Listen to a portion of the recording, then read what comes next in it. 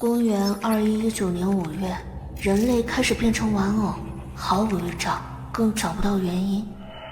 目前人类变成玩偶仍在世界各地发生，有关部门暂时也给不出合理的解释。安全起见，建议大家尽量远离玩偶。最后，如果你身边又出现玩偶，请拨打电话。她是我的保姆，每天替我做饭，喂我吃药，洗澡，代替离婚的父母照顾我。不过，她也变成了玩偶，现在又剩下我一个人了。无所谓，真的，我习惯了。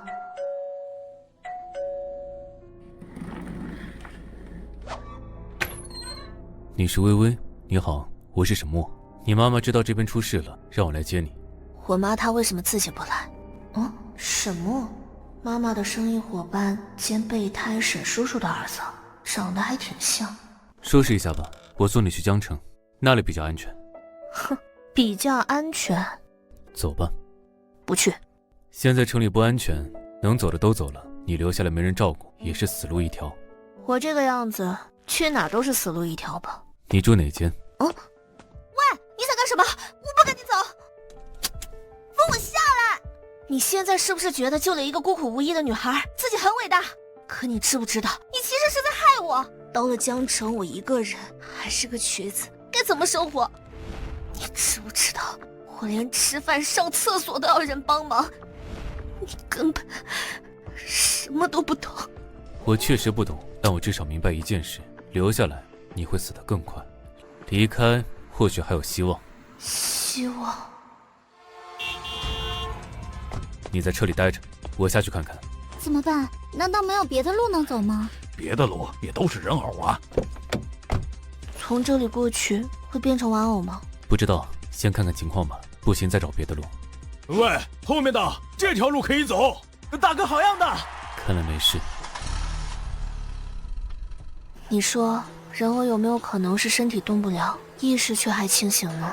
那个孕妇变成玩偶之后，宝宝也会是玩偶吗？喂，沈，欢迎进入玩偶游戏。游戏规则如下：一、拒绝游戏变成玩偶；二、游戏失败变成玩偶；三、游戏通关奖励玩偶。本次游戏主题为龟兔赛跑。游戏？这里是什么？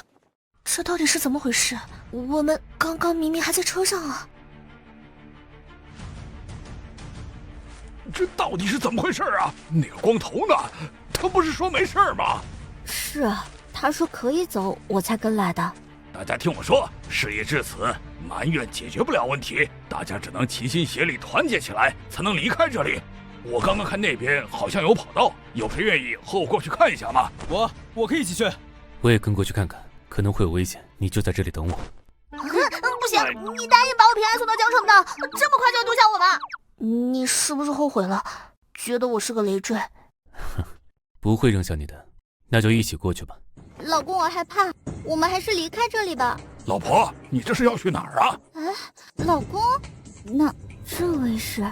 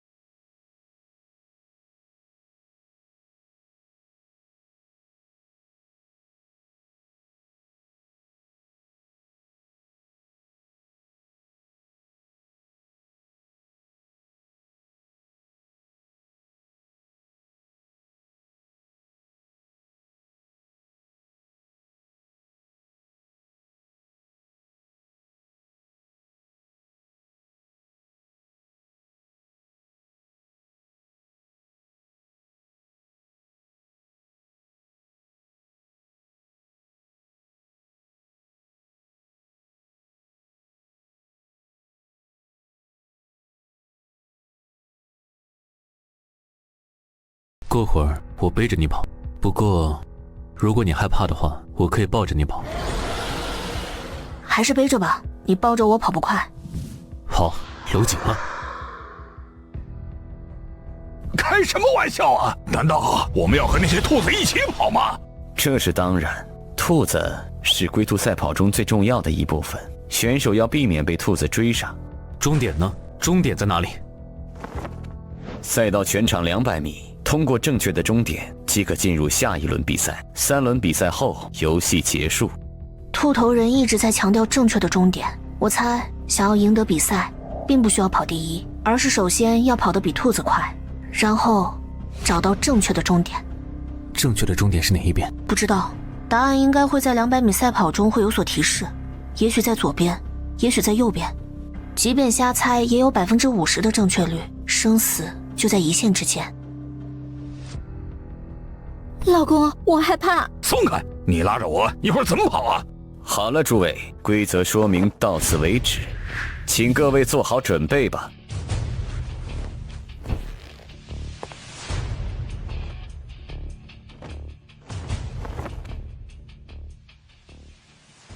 什么？你跑得快不快？还行。我重不重？还行。这人怎么什么都还行啊？你怕了吗？那些兔子跑得很快。既然会设置3轮比赛，就意味着兔子的速度没那么可怕，不然1轮就决定胜负了。各就各位。要赢！我一定要赢！我才不想死在这里！抢跑是违规行为，选手们请注意听发令枪指示。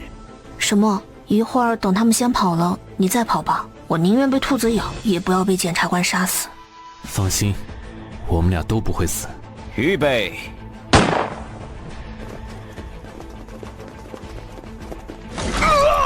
老公，别管他了，快跑吧！那些东西追上来了。来了。放心，不会让他们追上来的。不是他们，我说的是那个。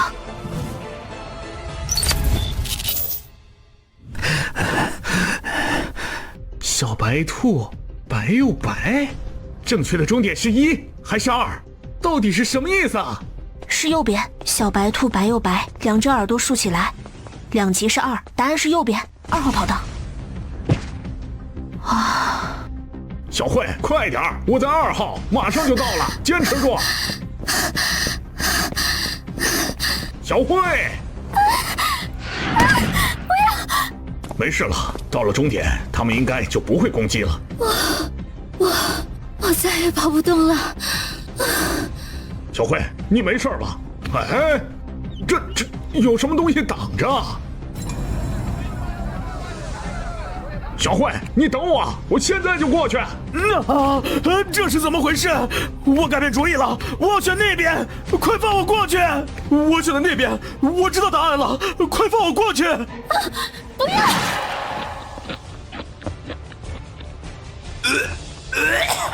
快跑啊！快点，你们快跑啊！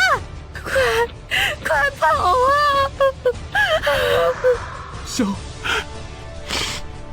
小慧，小慧，你还好吗？小慧，不要这样，小慧！怎么会？兔子变成兔子了？被咬了就会变成兔子？请存活下来的选手回到起点位置，开始第2轮比赛。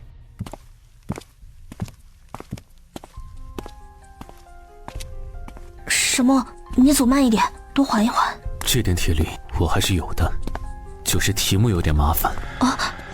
操场跑道1圈400米，如果选错终点又不能回头，就只能再跑400米才能进入正确的终点线内。算下来，相当于要以最快速度跑600米，除非是专业运动员，否则不可能做得到。更何况，石墨还背着我。不知道下一轮会是什么题目。其实题目是什么并不重要，重要的是顺序。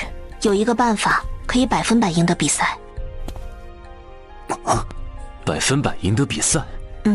而且很可能已经有人想到那个办法了。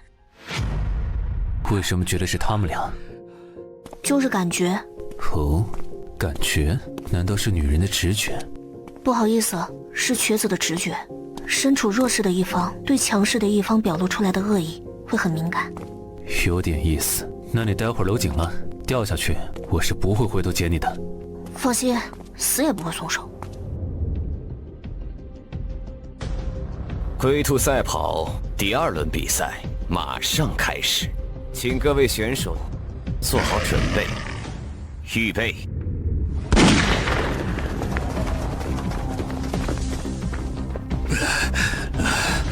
好近，在我背后。什么？抓紧！放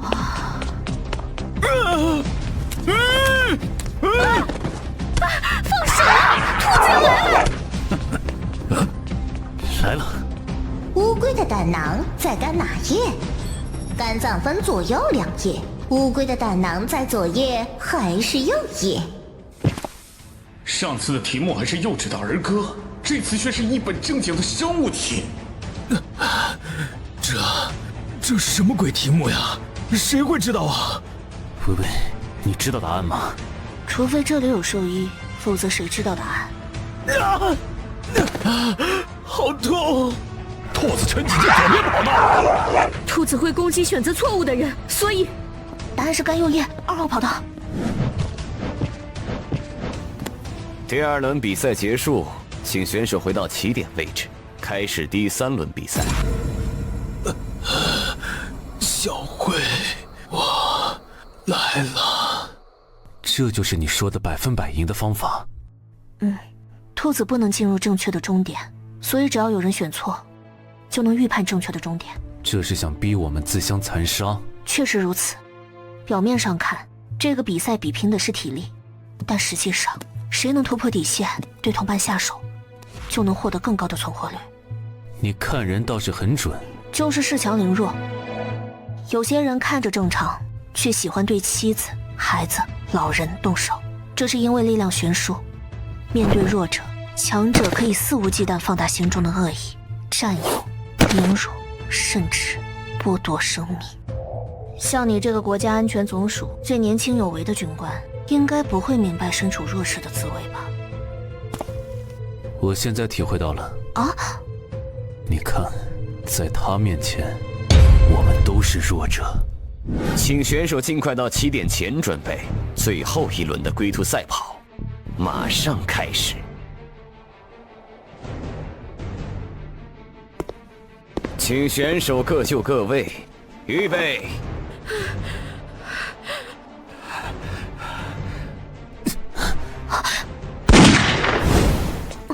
什么？难道前2轮什么都在保存体力？你们，等等我呀！等等我！我不想死！你们，我让你们等等我！你们这群没人性的家伙！你疯了吗？你在干什么呀？不要啊！别滚！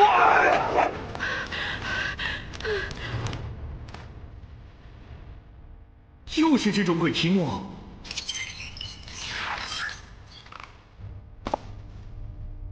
我知道答案，谁来救我，我就告诉他。救救我！喂！说吧，答案是什么？左边。我的音乐上一窝，答案是1，左边。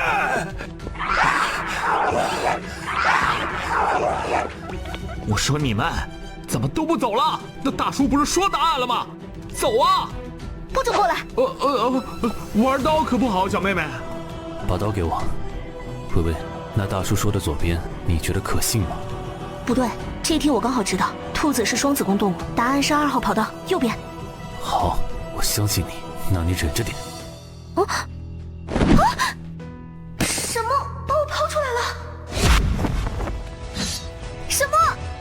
兔子没击中的2号道，答案是右边。什么？快进来！什么？不可以，他不能在这里死掉。什么？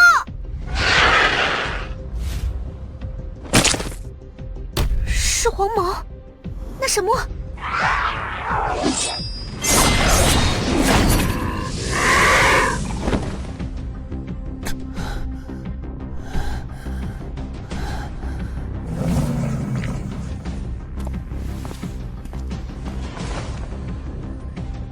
什么？你要做什么？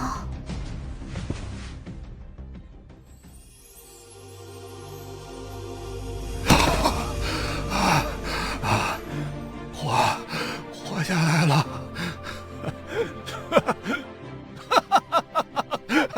终于！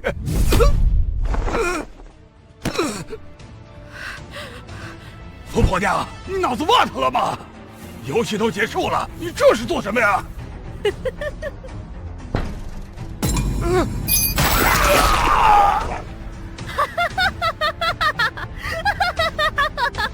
该，他害死了那么多人，他该死！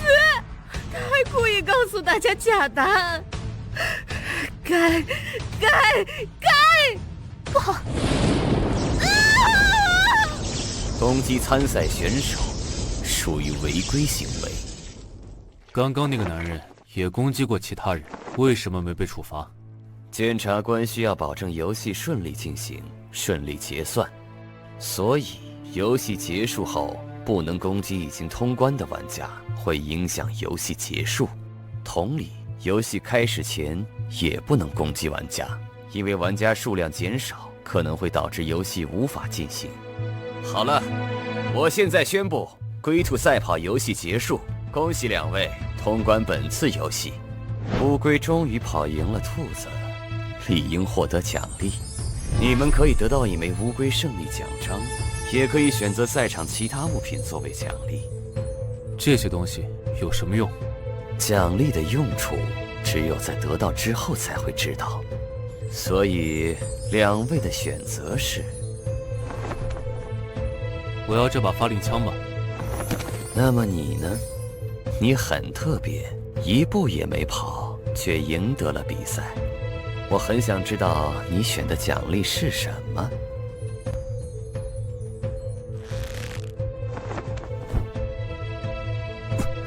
微微，你……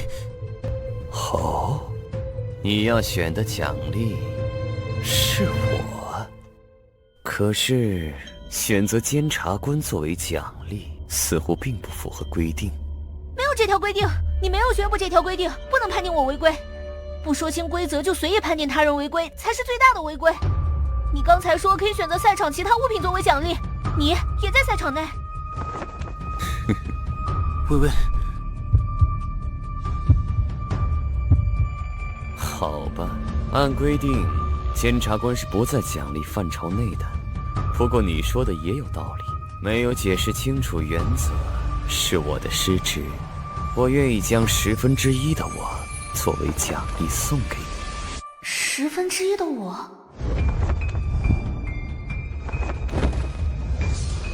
游戏奖励结算完毕，那么再见了，我会记住你的，白幽微。等……哦，回来了。没事吧？什么？刚刚……刚刚的一切似乎都是真的。都是真的，原来是这样。游戏通关，奖励玩偶；游戏失败，变成玩偶。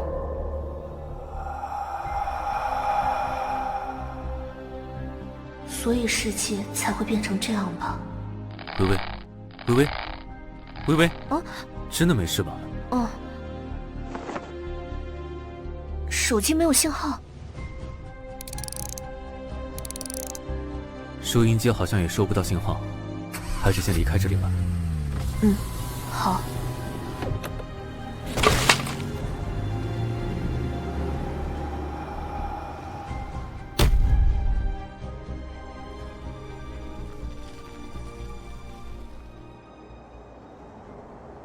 对这兔子有什么头绪吗？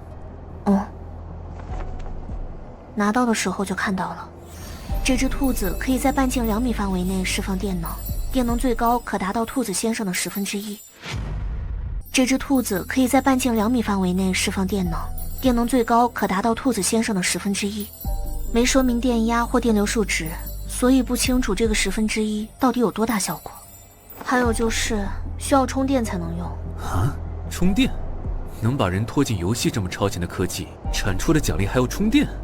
就是说呀，也不知道插哪里充。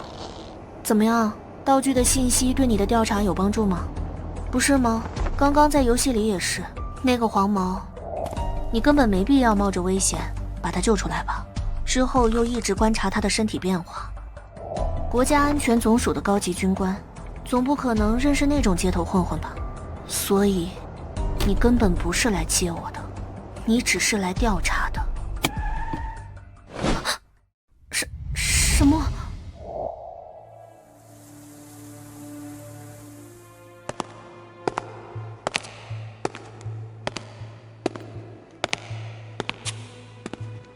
别说教授，就连个人都没有，怎么找？要不还是算了吧。什么？等等！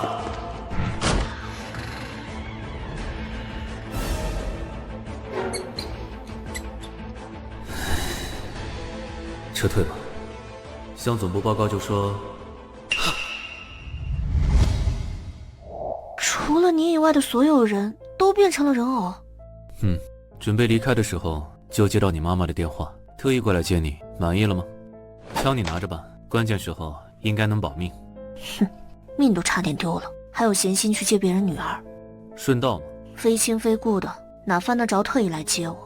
不过是刚巧在附近，顺水人情罢了。我有自知之明，用不着说好听话哄我，你又不是我家保姆。薇薇，你觉得像这种游戏，其他地方还有很多吗？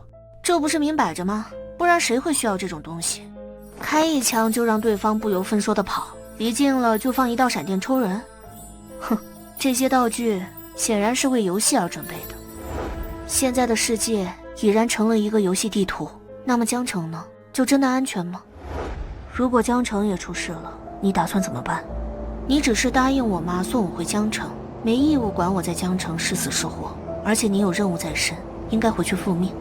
等到了江城，我们就分道扬镳，是吗？是啊，都世界末日了，谁还顾得上谁的死活？你来接我是责任，是善举，但如果你把我送过去就不管，说真的，沈墨，你不如现在就让我下车自生自灭，我不会怪你。薇薇，你过来点。听好了，这话我只说一遍，我不会扔下你不管，听清楚了吗？问你呢，听清楚了吗？听清楚了。喝水吗？不要，你停车就是为了喝水？哼，占一半原因吧。没想到这些游戏并不是单纯的模拟现实，身体残留的疲劳感很真实。再遇上一次龟兔赛跑，恐怕很难通关。先不急着上路，先那边看看，问问情况，顺便给你的兔子充电。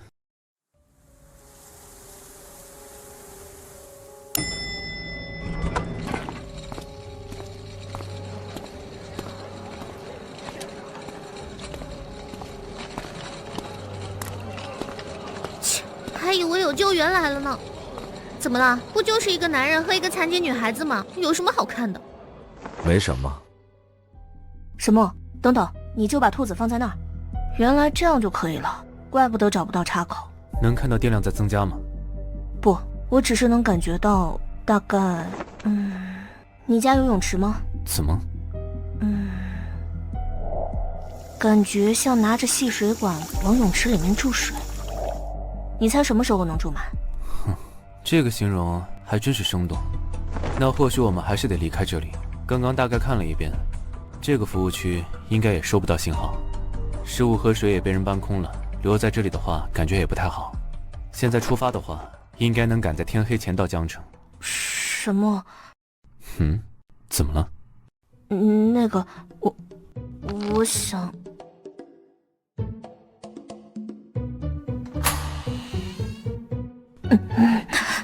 这里好臭。这间比较干净些，不过我还是第一次进女厕。让你进女厕而已，又没让你给女人脱裤子。不过脱女人裤子，你应该也熟得很吧？这个，把这个垫上去。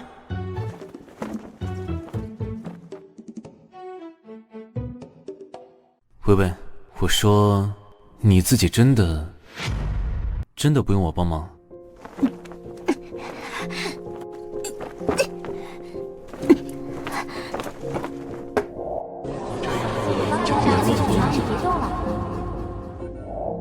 不用，你去门口守着，不许人进来。女人也不行。女人也不行，任何人进来都会影响我。是不是嫌我麻烦？时间也晚了，忍着吧。要是你非要带我走，我也不用在这恶心地方上厕所。唉，下次可以试试再凶点。我厕所只能经过人流的厕所吗？脏死了！算了。快带我出去洗手！不是不用我帮忙吗？烦死了！快点，脏死了！什么破水龙头，半天也没一滴水。服务区的条件有限，等到了江城会好的。哼，江城也未必好。那个，你们好，请问你们也是想去江城吗？我们也打算去江城，但是前面有段路被堵死了，所以大家都留在这里。你们现在出发不安全啊！哦，堵得很厉害，堵了100多米呢，车里全是人偶，没人敢过去。既然车过不去，那有人试过走着去江城吗？这位小妹妹很聪明呢，但吃的用的可都在车里，可万一到了江城，那边也出事了，没车可跑不了。哦，就是说呀，对了，我们一会儿要去餐厅开会，你们要不要也参加？开会？也没什么，就是聚在一起商量办法，人多力量大嘛，大家一起想办法，总比自己一个人干着急要强啊。当然了，不想来我们也不强求。好，我们一会儿过去。那我们一会儿见。干嘛要留下来？你想从他们嘴里挖情报？超市都空了，他们躲在这里吃吃喝喝，肯定不止1天了，一点风险都不敢冒，能指望他们知道什么？既然高速路堵了，那就留下来听听他们怎么说。什么？你觉得这些人里面有没有人通关过游戏？你觉得呢？我只是觉得刚刚那2个人看着老实巴交，不像爱来事的人，可刚刚显然是在这里等我们，像是被人派来的。果然，你也看出来了。来吧，先吃点面包。明知道有鬼，你还要去？有鬼不代表有恶意，他们需要信息，我们也同样需要。从龟兔赛跑的游戏里就能发现，不是每个人都会变成人偶，只要通关就可以存活。但为什么城市里没有任何人知道，甚至没有一点相关消息？假如说其他赢得比赛的人全部去了没有信号的地方，若是那样的话，这场世界级的灾难比想象中更加可怕。哦，新来的，如果想参与会议的话，需要先做信息交换。什么是信息交换？你可以理解成信息共享，每个人都要毫无保留地说出有价值的信息，这样大家才能共同商讨对策。如果全部都遮遮掩掩，指望别人出主意，那永远解决不了问题，不是吗？可我们不知道怎样的信息才是有价值的呀。又见面了，小妹妹。薇薇，怎么了吗？觉得不对劲，我们可以不进去。没什么，只是想到了一些事情。怎样才算有价值的信息啊？哥哥，你知道吗？别着急，你们既然能从那边过来，应该遇到路上的人偶了吧？所有跟人偶有关的事情都可以说，越详细越好。即使是你想不通的事，说给大家听，也许会有新启发。哦，我和哥哥在来的路上遇到了一个开大货车的光头大叔，他从玩偶的路段开过去，一点事都没有，所以我和哥哥就跟在他后面。但是再往后的人全变成玩偶了，所以我觉得是不是有人数的限制？如果人数少的话，也许可以安全通过。你的发现和我们最近的观察结果一致。如果只要人数少就不会有事，那是不是单独行动更安全？限制条件各种各样，人数只是最直观的项，肯定还有隐藏条件。毕竟最早一批变成玩偶的人，全都是独自一人时突然变化。确实。所以这个暂时不好说。那这算是有价值的情报吗？算的。过来这边吧。哥哥，我帮。好了，先继续刚才的问题吧。今天出去探路的同伴到现在也没回来，大家觉得现在应该怎么办？今天出去探路的同伴到现在也没回来，大家觉得现在应该怎么办？还要等吗？服务区的水电随时会断，我们支撑不了太久，直接走的话肯定有风险。我说，要不然大家想办法走吧。我的意思是不开车，就这么走。我们之所以被困在这儿，不就是因为路堵了，车开不过去吗？我们可以2人一组，每隔10分钟出发一组，这样就能很大程度上避免变成玩偶。程老师，您就别添乱了，不开车怎么走啊？咱们这么多人，拖家带口的，行李又多，您要我们光靠2条腿走到江城去啊？是啊，你纸上谈兵那一套行不通啊。要不然再派几个人出去探路啊？谁去啊？那几个人没回来，说不定已经死在路上了，谁还敢去？那也不能一直在这等死呀。那要不大家不要再留下来，会有什么好的改变吧？我也觉得，兄弟都能跑去哪儿了？怎么了？这是怎么回事？真的断电了？可能只是跳闸，大家不用慌。不会这么背吧？刚说完就断电，那水会不会也停了？这下完蛋了！大家静一静。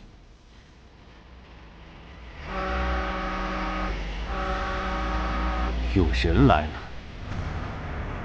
了。啊，会不会是他们？没错，一定是他们回来了。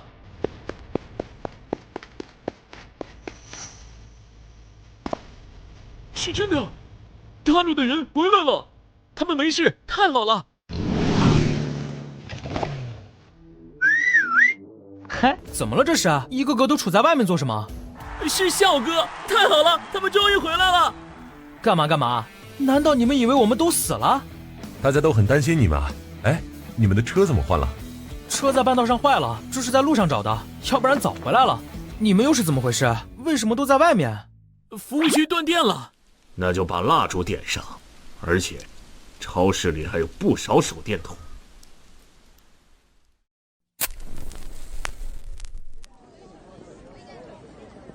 嘿嘿，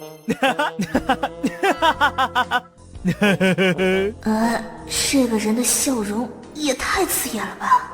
笑哥，快说说你们路上遇到了什么情况呀？既然你诚心诚意的问，那我只能大发慈悲告诉你们，我们在外面探了很多路，但一无所获。直到来到一处地方，我一看见路上的玩偶，就暗道不妙。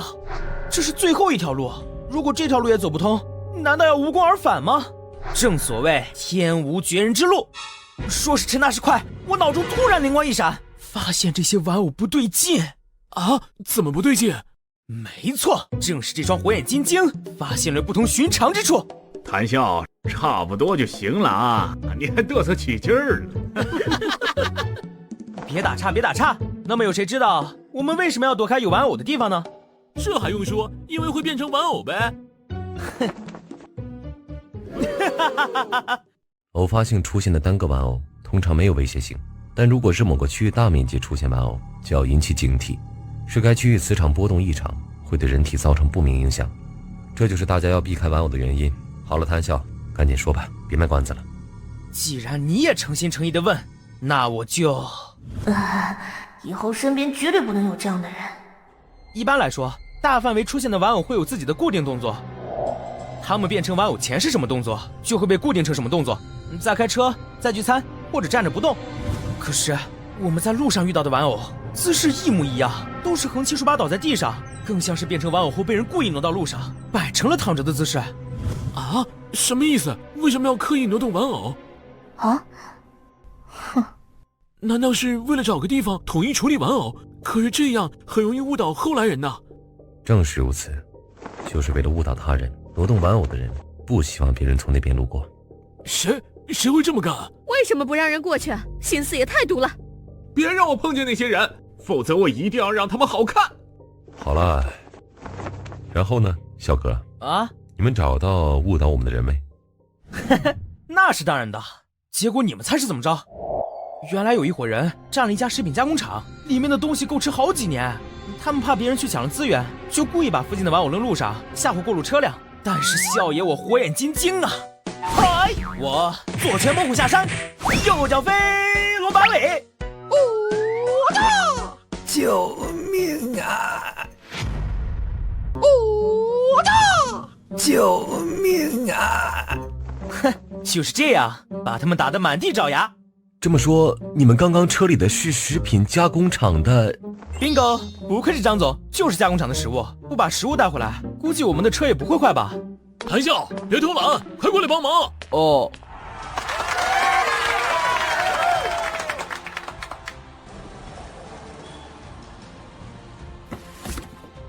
来，这是你的，谢谢。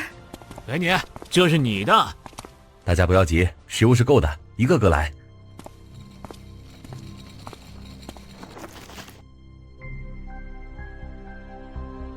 哼，哥哥我赏你们的。嘘，不要告诉别人哦。来，程老师，可别说我不尊老啊，给你多加了2根香肠呢。食品加工厂的那些人也是为了活命吧？我们就这么拿走食物，会不会？陈老师，你看看你又来了是不是？那些人差点害咱们出不去，他们想活命，难道我们就不想？就是啊，你怎么说话的？哼，我们这么辛苦搬回来，还没当坏人了，爱吃不吃吧。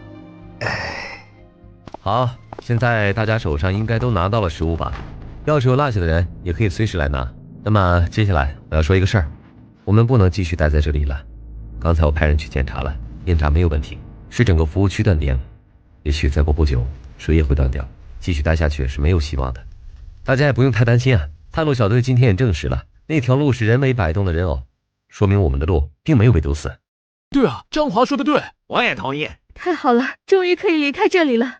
实在太感谢探路小队的各位了，冒着生命危险给我们找到了出路，还带回来了食物，实在太谢谢你们了。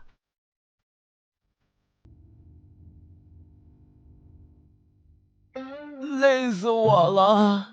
好，那么大家早点休息，我们明天一早就出发。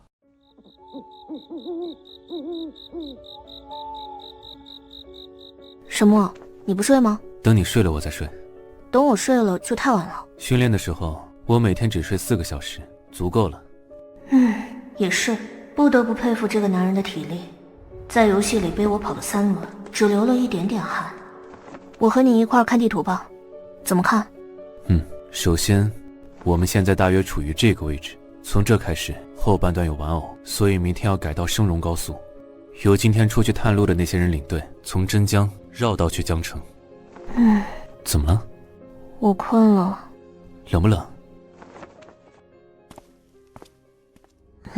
怎么？今晚的月亮好像特别的美。是，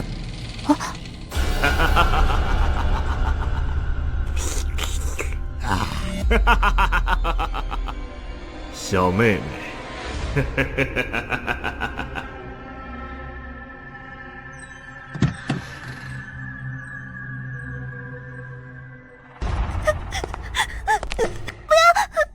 辉哥你个，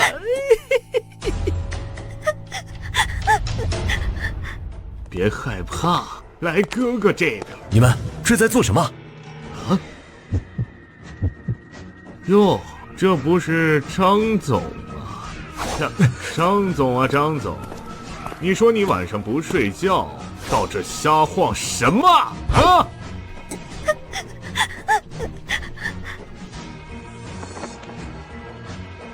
声音小点，大哥马上就回来了。哦，都听见了吗？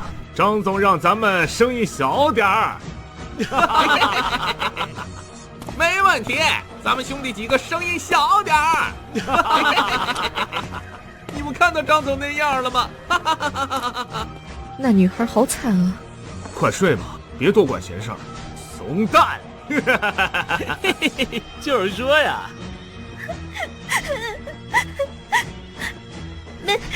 没人快来救我！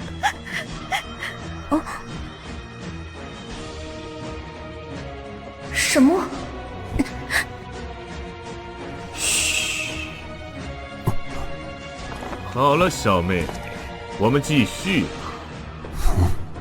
微微，难道他是想测试一下兔子先生给的奖励1/10我的威力？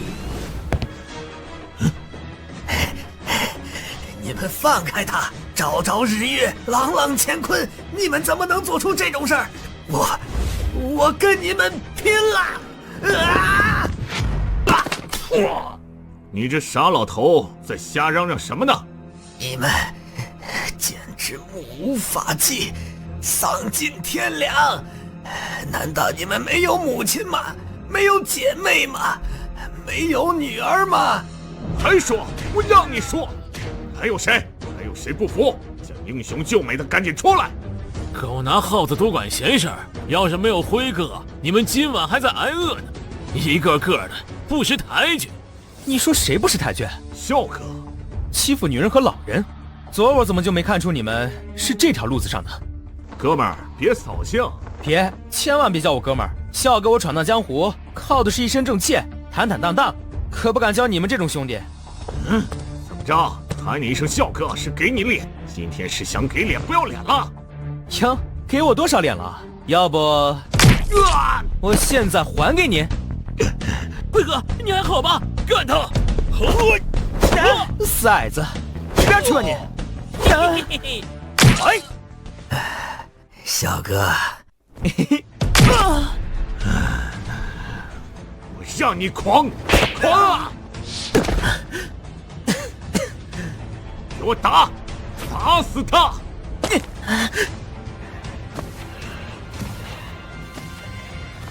外面的兄弟，快来帮忙呀！还等什么？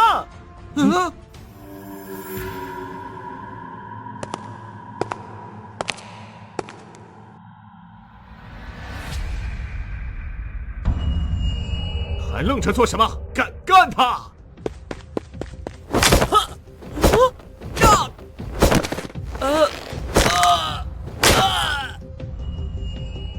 我的个娘！高手啊，偶像啊！有种就过来呀，混蛋！我跟你拼了！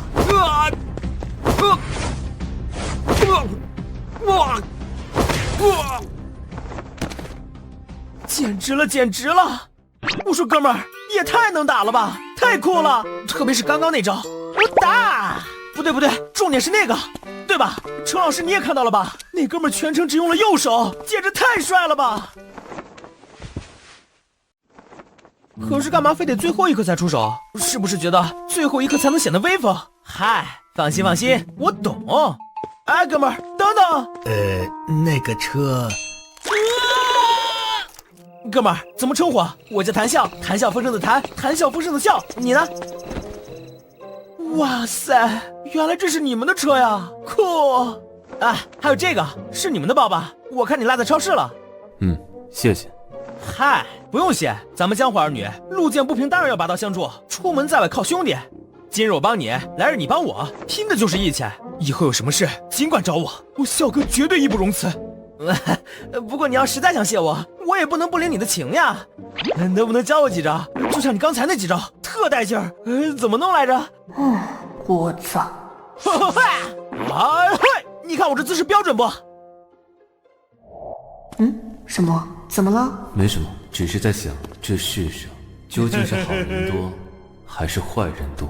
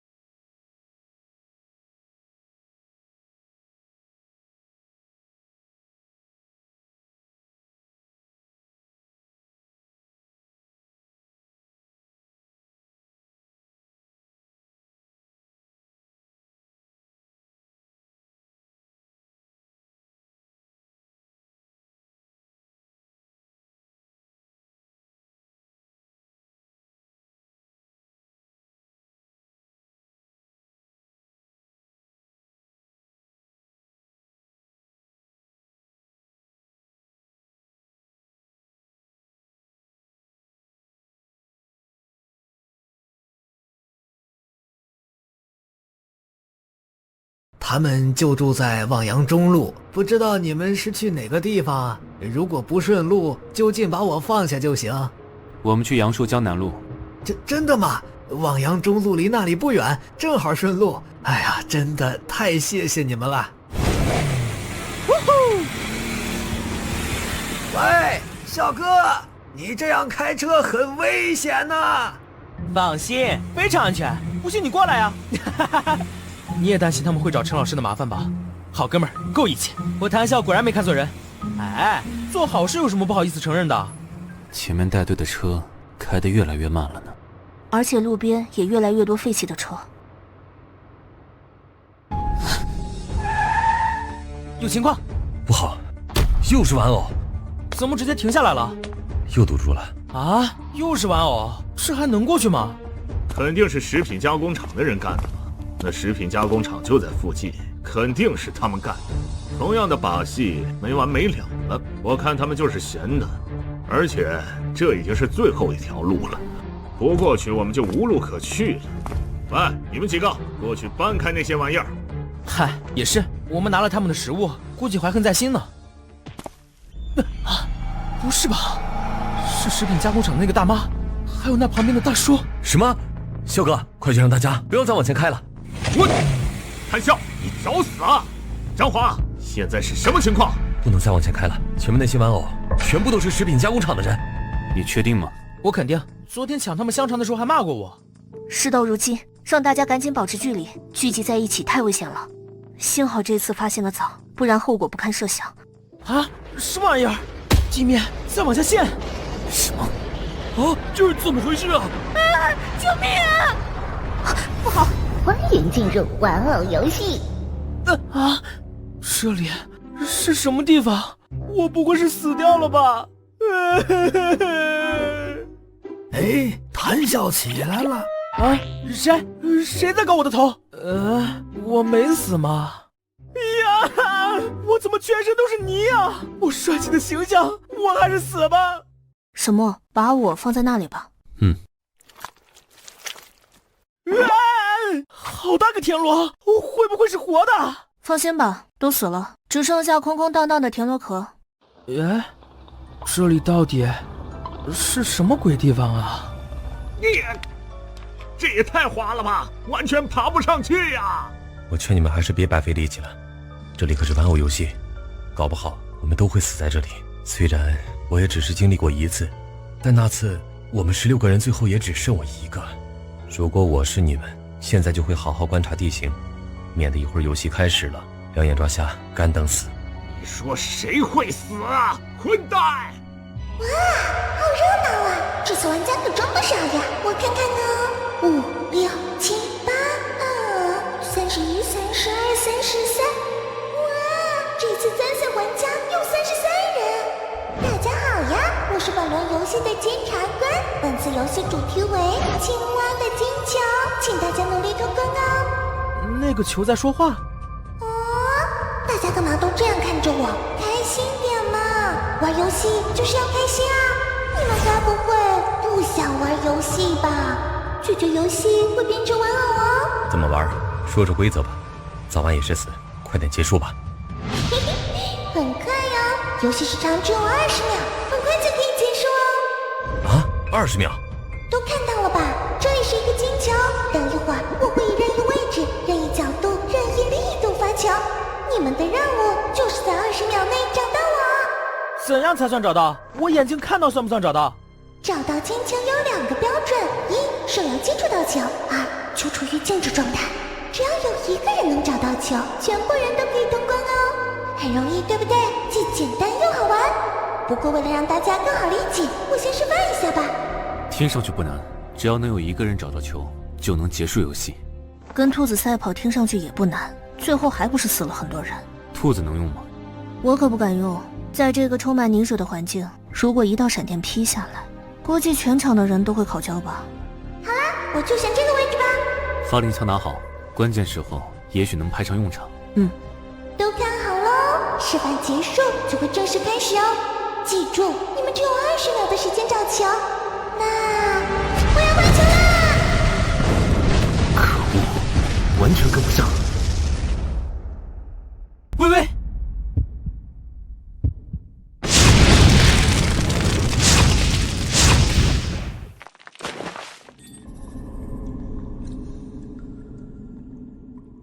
微微，没事吧？没事。那个球速度也太恐怖了吧！别说摸了，我连球都没看到。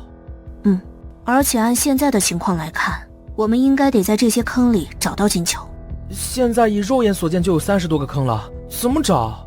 以那个速度，根本判断不了他最后落下的位置。20秒，我们确实只有20秒的时间找到金球。被金球砸出的泥坑，直至重新将洞填满，应该是20秒。啊，原来是这样。可现在比起这个，还有人敢找金球吗？搞什么嘛！你们为什么不来找我呀？整整20秒的时间，你们居然一个洞也没找！我可是说了，示范只有一次。算了，反正示范结束了，马上开始游戏吧。要开始了，张总，现在怎么办呢？对呀，张总，怎么办啊？张总，一帮傻子，都看到了吗？你们张总现在自身难保了，哪还顾得上你们的死活呀？你这家伙都什么时候了？真是的。咋了？找我什么事儿？程老师身体不好，你扶他躲到那边去吧。金球是借助田螺和石壁进行弹射，躲在螺球底下会相对安全些。好的，交给我吧。好了，大家都准备好了吗？重复一次，本轮游戏主题为青蛙的金球。检察官以任意位置、任意角度、任意力度发球，玩家在20秒内找到球即可通关。找球的标准是：1. 手要接触到球； 2. 球处于静止状态。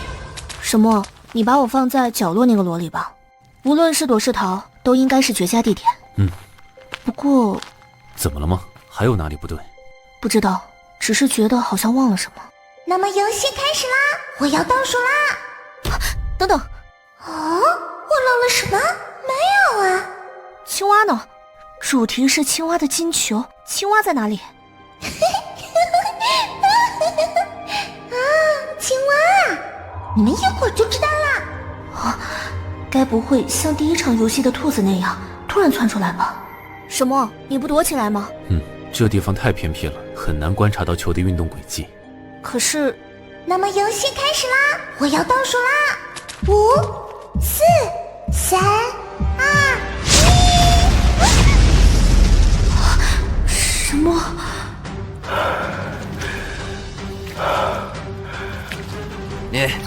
你滚开！这是我的位置，快给老子起开！听到没？我去！死人了！死人了！快躲起来！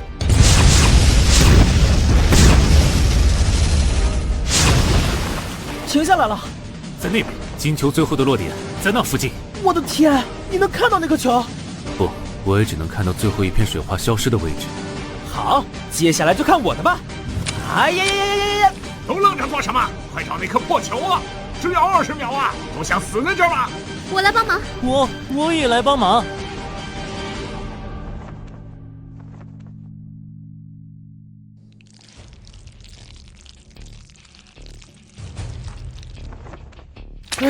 没有啊，我找不到。糟了，20秒快到了。找到了，我好像碰到金球了。好家伙，这么快就找到了！哇，好棒！小姐姐太牛了！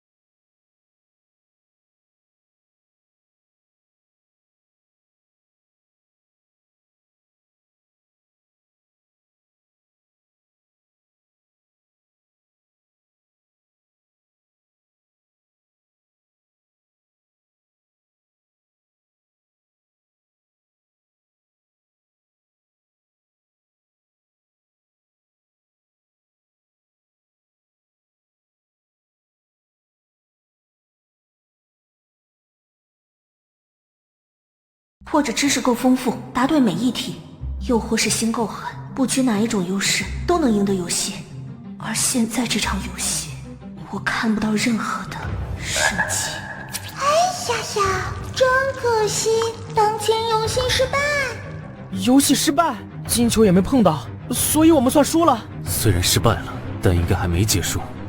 那青蛙钻回泥里了。存活玩家19人，现在进入第2轮青蛙的金桥。玩家准备时间1分钟，开始倒计时。第2轮。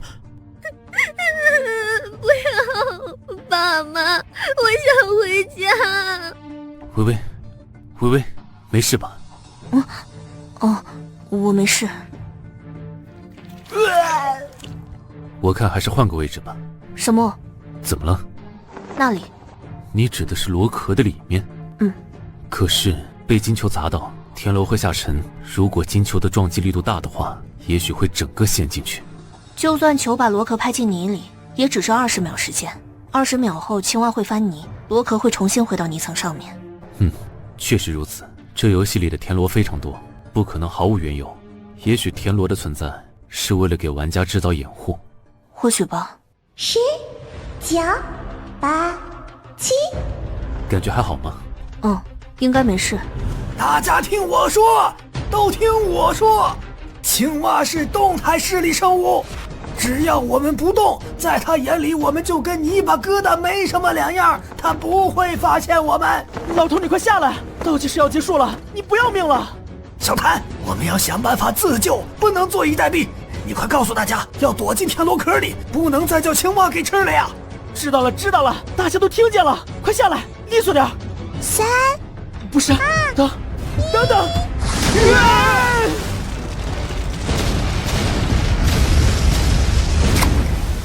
球停了，好滑。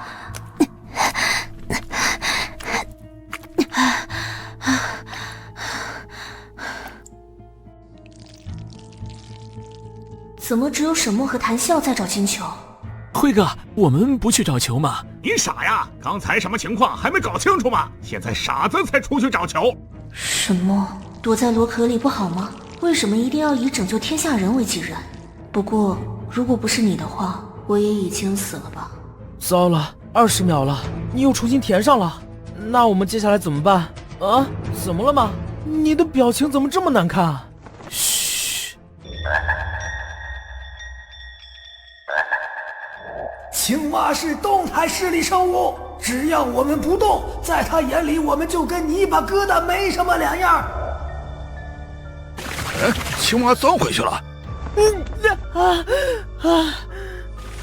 呀，真是可惜了，当前游戏失败，存活玩家19人，现在进入第3轮青蛙的金桥，请各位玩家做好准备时间1分钟，开始倒计时。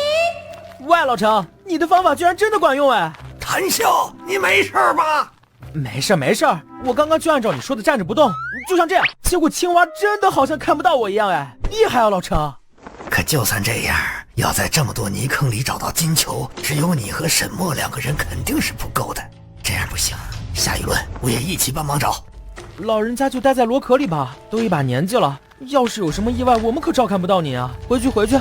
我是认真的，不能只依赖你和沈墨，我也要出我自己的一份力啊！不止我们这里可是有19人呢，大家不要放弃，我们有19个人，只要每个人找1个洞，就能找19个洞，找到金球的概率会更大的。多1个人就多1份力量，我们不能被吓倒，只要团结一致，就一定能看到希望。不是我们想等死，是球飞得太快，砸出来的洞也特别多，我们根本没法找啊！就是说呀，大家放心，我会尽量找到金球最后的落点。大家在那附近找20秒后，不管找不找得到，所有人躲进田螺里。总之找到球，大家一起通关；找不到球，躲在田螺里也能保命。这一轮我们谁也没死，可是这样下去，我们也无法赢得比赛。拖下去，我们的体力都会消耗殆尽，依旧会被青蛙吃掉。19、18，快没时间了，微微，我帮你进螺壳吧。沈墨，这样真的可以吗？目前这么看，靠众人的力量找到金球的几率确实是最大的。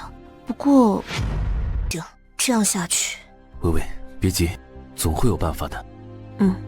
对了，微微，龟兔赛跑时候用的小刀还在吗？我的军用匕首进游戏后就不见了，或许是游戏限制。哦，我的还在，给。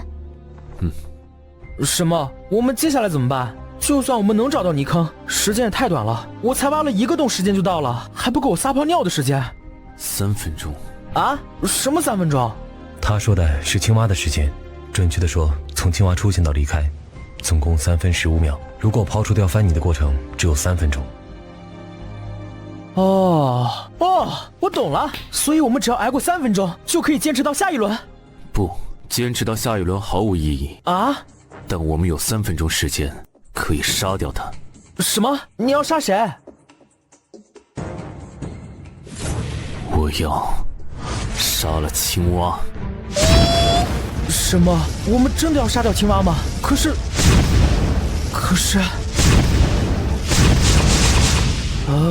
好吧，干就干，怕他个球啊！你赤手空拳的，负责找球就行，我来对付青蛙。哦，那边球最后的落点大概在那个位置。好，死就死，我可不想一直待在这里。我们也去帮忙吧。什么？对目前来说，如果真的能杀掉青蛙，那当然是好的。可是，真的能杀掉吗？不，与其考虑青蛙会怎样，不如考虑监考官设置游戏的用意才是最重要的。不是吧？怎么了？我刚刚好像看到了有什么东西在泥里蠕动，好像是蛇。什么？泥里有蛇？开什么玩笑啊！这里怎么可能？那是什么东西啊？是青蛙！青蛙怎么这么快就出来了？都别跑，原地待着别动！救命啊！老婆！大哥，猴子，等等我！喂，你们等等我呀！微微，混蛋，别挡路啊！我知道了，微微，我好像找到了通关这个游戏的秘诀。监察官设置游戏的用意到底是什么呢？可是这次的监察官，上次的秃头人至少沉稳，够冷静，没有多余的情绪流露，仿佛照章办事，没有多余的废话。可这次的金球太直接了，给人一股儿戏感，甚至没有提示青蛙在里面。这样的金球，它的用意到底会是什么呢？微微，别急，总会有办法的。没错，冷静下来总会有办法的。就像考卷上的题，肯定也不只有一种解法。问题在于通关的条件是触碰到静止的金球。静止的金球？是青蛙怎么这么快就出来了？快跑啊！你在干什么？快抬起来！这个螺被金球压下去了，挡不住我们。等等，静止的金球，说不定这样可行。混蛋，别挡路啊！微微，老陈，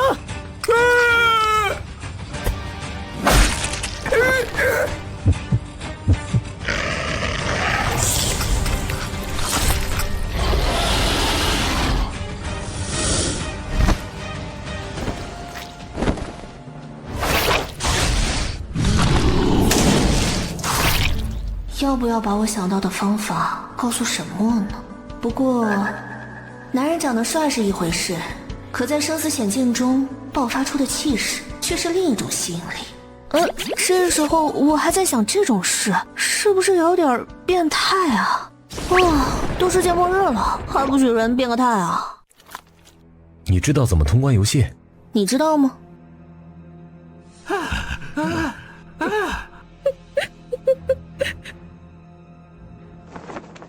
我和你的方法不一样。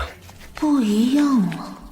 又是这种感觉，和上一次游戏结束后的感觉是一样的。担忧、恐惧、悲伤，不，那个感觉原来是兴奋啊！真是讽刺呢。像我这种在生活中被歧视、被忽略、没资格发表意见的人，居然在这种生死游戏中找到了归宿。游戏里我们是一样的，不对，我们是不一样的，某种程度上还可能比他们高出一点点。什么？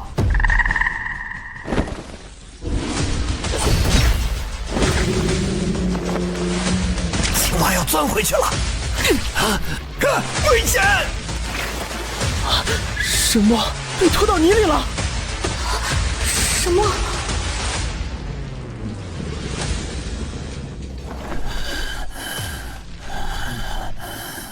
简直了！你也太强了吧！你是怎么把这么大的青蛙给打回去的？47秒，这次青蛙只出来了47秒，就被那个叫沈墨的人赶跑了。哎，那个小矮子刺头呢？小谭，这个时候找不到人的话，多半是被青蛙。早知道就不该从田螺里出来，为什么要找球？如果不是为了帮你们找球，我家老吴不会死。就是说啊，青蛙出来这么快，根本躲不及。是啊，这跟送命有什么分别？说好听点儿，是让大家齐心协力，其实还不是为了让你们逞英雄的时候有个活靶子。你们这些人，你们脑子里装的是屎吗？老子豁出命的找球是为了逞英雄，你们敢再说一次？我告诉你们，没有球，我们一个都走不出去，等死吧！不过这次的青蛙出来的确实很快。如果下次也这样，我们原来的计划就不适用了。可那青蛙跟抽风似的，鬼知道它什么时候快，什么时候慢。我认为青蛙受了伤，下次应该不会这么快出现了。哦，确实不会那样了。上一轮的青蛙没有吃到虫子，它饿了，这轮才会比之前出来的急。至于下次，少了几个人，所以下次不会了。加上青蛙还受了伤，搞不好下一轮根本不会出现。你凭什么这么有把握？要是下一轮青蛙又像那样怎么办？还是和上次一样，求停后立刻行动，怕死的待在田螺里。不过我也要提醒你们，田螺保不住你们一辈子。当前游戏失败，总共玩家13人，现在进入第4轮青蛙的金球，请各位玩家做好准备，倒计时开始。换个位置吧。怎么了？离他远点，张华那家伙不对劲。3、2、1，在那边，老子再试一次，我就不信一个破球这么难找。大哥，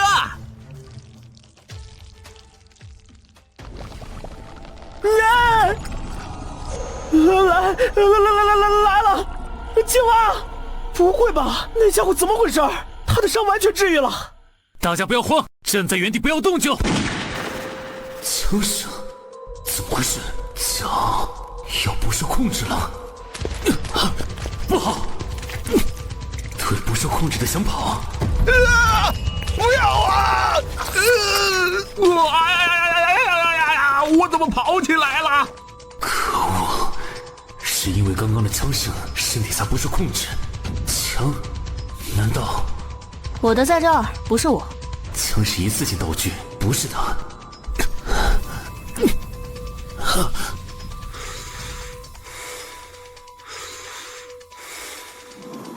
升华！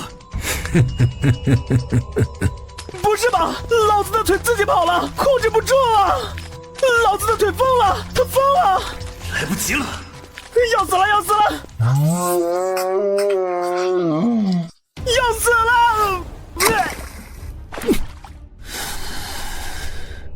脚终于可以控制了。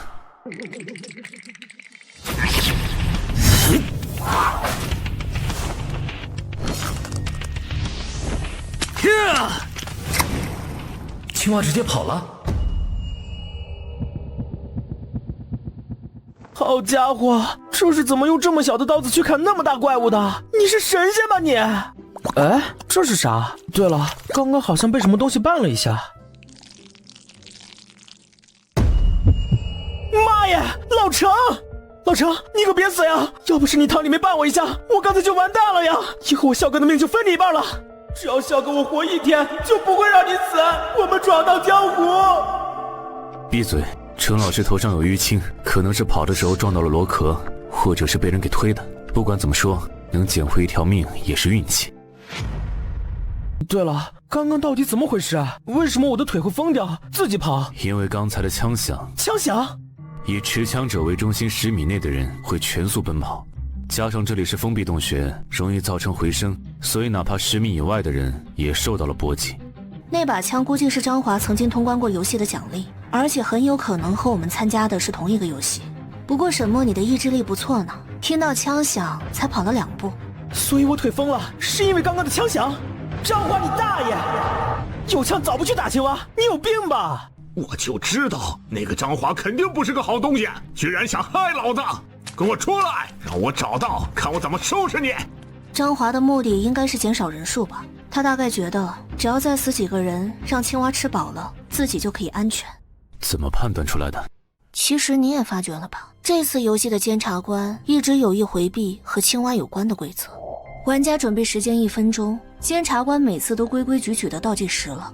找金球的时间只有20秒，这样至关重要的环节，他反而不计时了。不习惯吗？不计时是因为根本没有时间约束。监察官认定了我们会被青蛙吃掉，所以给出了一个20秒的时间。实际上，只要杀死青蛙，就有了无限时间去寻找金球。那张华他应该是在第3轮的时候发现的。游戏设定需要平衡，既然青蛙会觉得饿，那么相应的，青蛙也会觉得饱。多喂几只虫子会是什么效果？张华想试试。就为了试试？我是微微，你是不是知道什么？辉哥，是嫌这地方不够小吗？急什么急？害怕就自己滚去找个罗躲。微微，我问你是不是知道什么？哼，这不是明摆着吗？你有你的办法，张华也有他自己的办法，并不是每个人都像你一样勇敢无畏的。游戏需要平衡，也要给其他人留出余地。譬如上次龟兔赛跑里的那个中年大叔，他跑得不快，脑子也不算聪明，但是他足够不择手段。如果最后没被推出终点，他也能通关游戏。就像现在的张华，也许游戏的存在就是想把我们驯服成这样的人吧。哎呦，真是伤心啊！怎么都没有人来找我呢？失败！当前游戏失败！存活玩家8人，现在进入第5轮青蛙的金球，1分钟倒计时开始。大哥，那我们接下来要怎么办？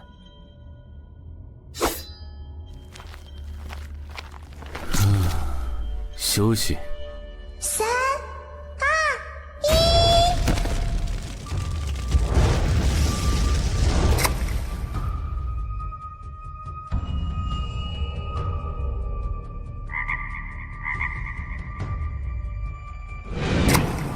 当前游戏失败，存活玩家8人，现在进入第6轮青蛙的金球，1分钟倒计时开始。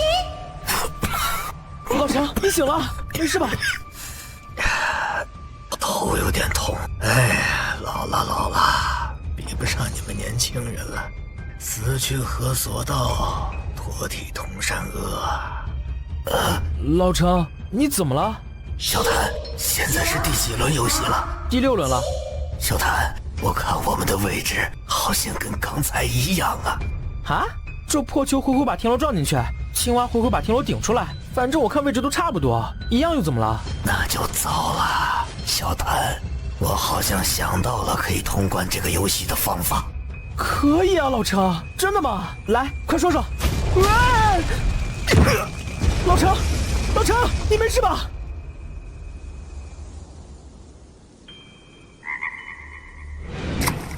当前游戏失败，存活玩家8人，现在进入第7轮青蛙的金球，请各位玩家做好准备。青蛙要多多努力呀！老程，振作点。老了，比不上你们年轻人了。死去何所道，脱体同善恶。小谭，我看我们的位置好像跟刚才一样啊。是的，位置没变。你是不是想到了通关游戏的方法？所以到底是什么办法？啊？你怎么知道？如果我记得没错的话，要是位置不变，只要知道初始点，按道理是可以计算出落点的呀。真的吗？真的可以算出来吗？你怎么不早说呀，老程？不过还有一个问题。什么问题？那就是，又来！老程，老了，比不上你们年轻人了。死去何所道，破地同山阿。哦，是的，位置没变。你是不是想到了计算出金球落点的方法？到底能不能算？不能。为什么不能？你刚刚不是？因为我是教语文的。那你刚刚在放屁呀！可是无论怎么样，你都是老师呀，总不会比我这个小学就不及格的人差吧？现在除了算出来，没有别的办法了，这是唯一带大家离开这里的办法了。老程，行吧，我老程今天就豁出去了。贵哥，那老头真的能算出来吗？管他呢，反正不用我算。来了！每次金球都砸中程老师的螺壳，是巧合还是？难道？沈墨，你有没有发现？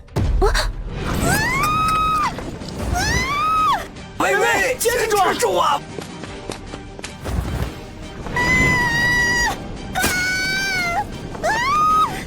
不要！被吞掉了吗？我会就这样死掉吧？看来是呢。好臭啊！估计被消化前就会被臭死，真没办法，出去了吧。又急又闷，这么大的青蛙，肠子就不能大些吗？你要是吞一下可以动的话，那应该也出不去吧？我这副身体，你要呼吸不上来了，也不错吧？这样就能解脱了吗？我不甘心啊！微微，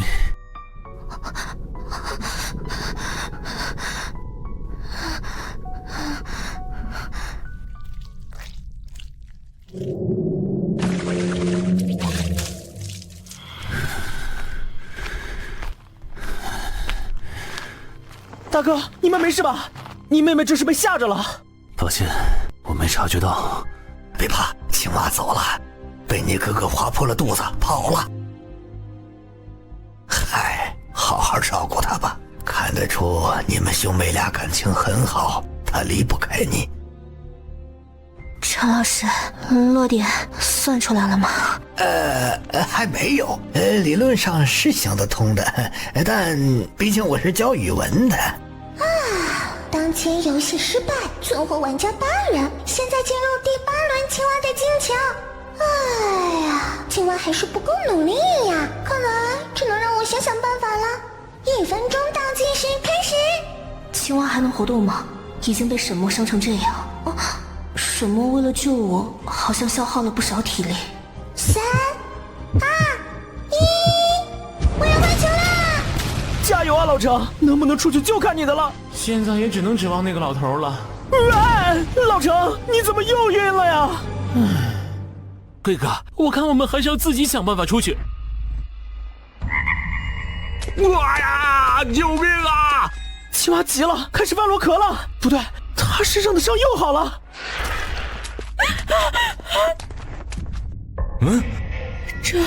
张总，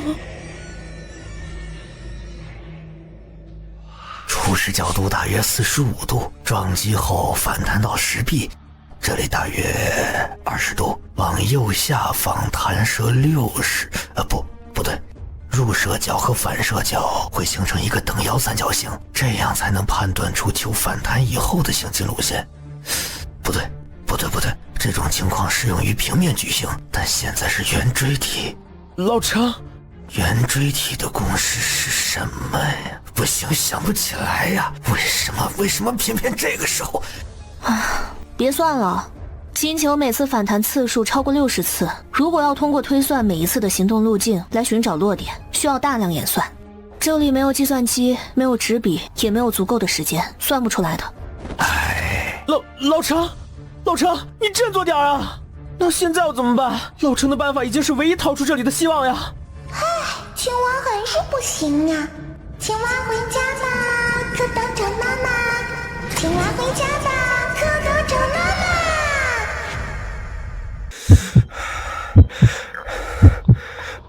为什么会有蝌蚪？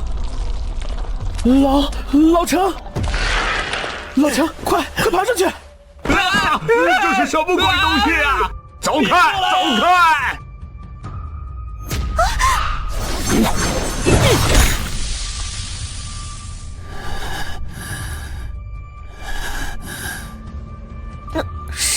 什么？你早知道怎么通关是不是？微微，求我，张总，求求你，救我！你这是干什么？看在之前我们夫妻2人这么替你办事的份上，求求你，救我！给我放手！发什么疯呢？你这样会连累到我的！放手！不让你放手！听到没有？白有为，你明明知道，为什么不说？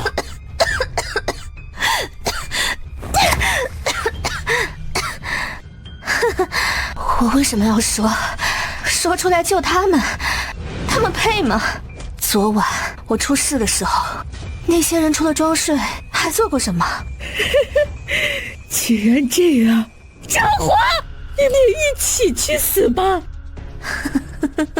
就应该这样啊！垃圾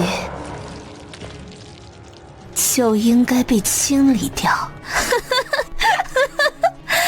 哼，不对，现在还没有清理干净，我当然不会说出通关的方法。走吧。不过是个瘸子，连女人都算不上，还当宝贝护着。你们喜欢，就让给你们好了。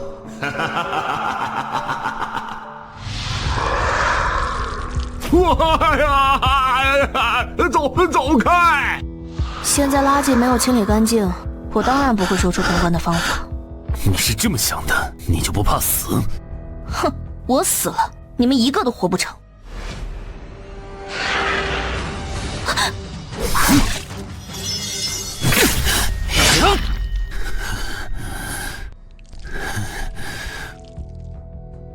别过来呀！为那种人，没必要把自己的命搭上。搭上命的人不是我，是张华。我有你护着，陈老师有谭笑照看。那2个混混看上去是兄弟，其实都是唯利是图的玩意儿。张华看准了这点，所以一直盯着他们，以为他们中至少会死一个，填饱青蛙的肚子。可惜遇上一个随意更换规则的监察官，蝌蚪换青蛙，张华死早了。况且这个游戏一直在想方设法的让人去死。如果我救他们，就是公然与游戏作对。这样做对我有什么好处？我没兴趣做救世主。怎么了？是觉得我自私，还是觉得我恶毒？让我告诉你，贫穷使人卑微，苦难让人刻薄，而我这种刚好遭遇不幸的有钱大小姐，不但刻薄，而且冷血。最大的乐趣就是看到别人比我更不幸，你明白了吗？明白了，你就是脑子有病。你骂我？骂你算轻的，如果是我手底下的人，打一顿也不嫌重。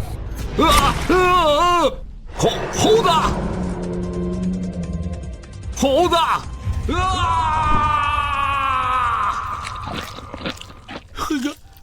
辉哥，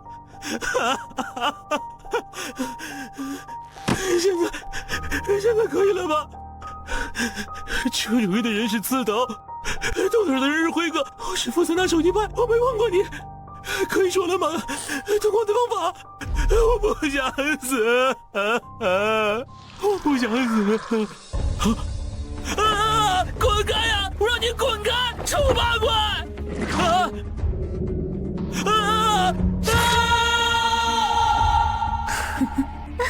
当前游戏失败，存活玩家5人马上进入第9轮青蛙的金墙。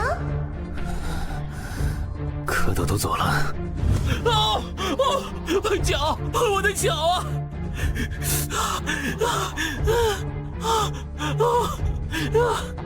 白有为，这样还不够吗？再这样下去，这里的所有人，包括你自己，都会死在这里。我可以说出通关的方法。你很想活下来是吧？可以啊，那就把那个给翻过来。如果你能把你身后的螺给翻过来的话，我就说出通关的方法。啊，把螺壳翻过来！请各位玩家做好准备，1分钟倒计时开始，59、58、57、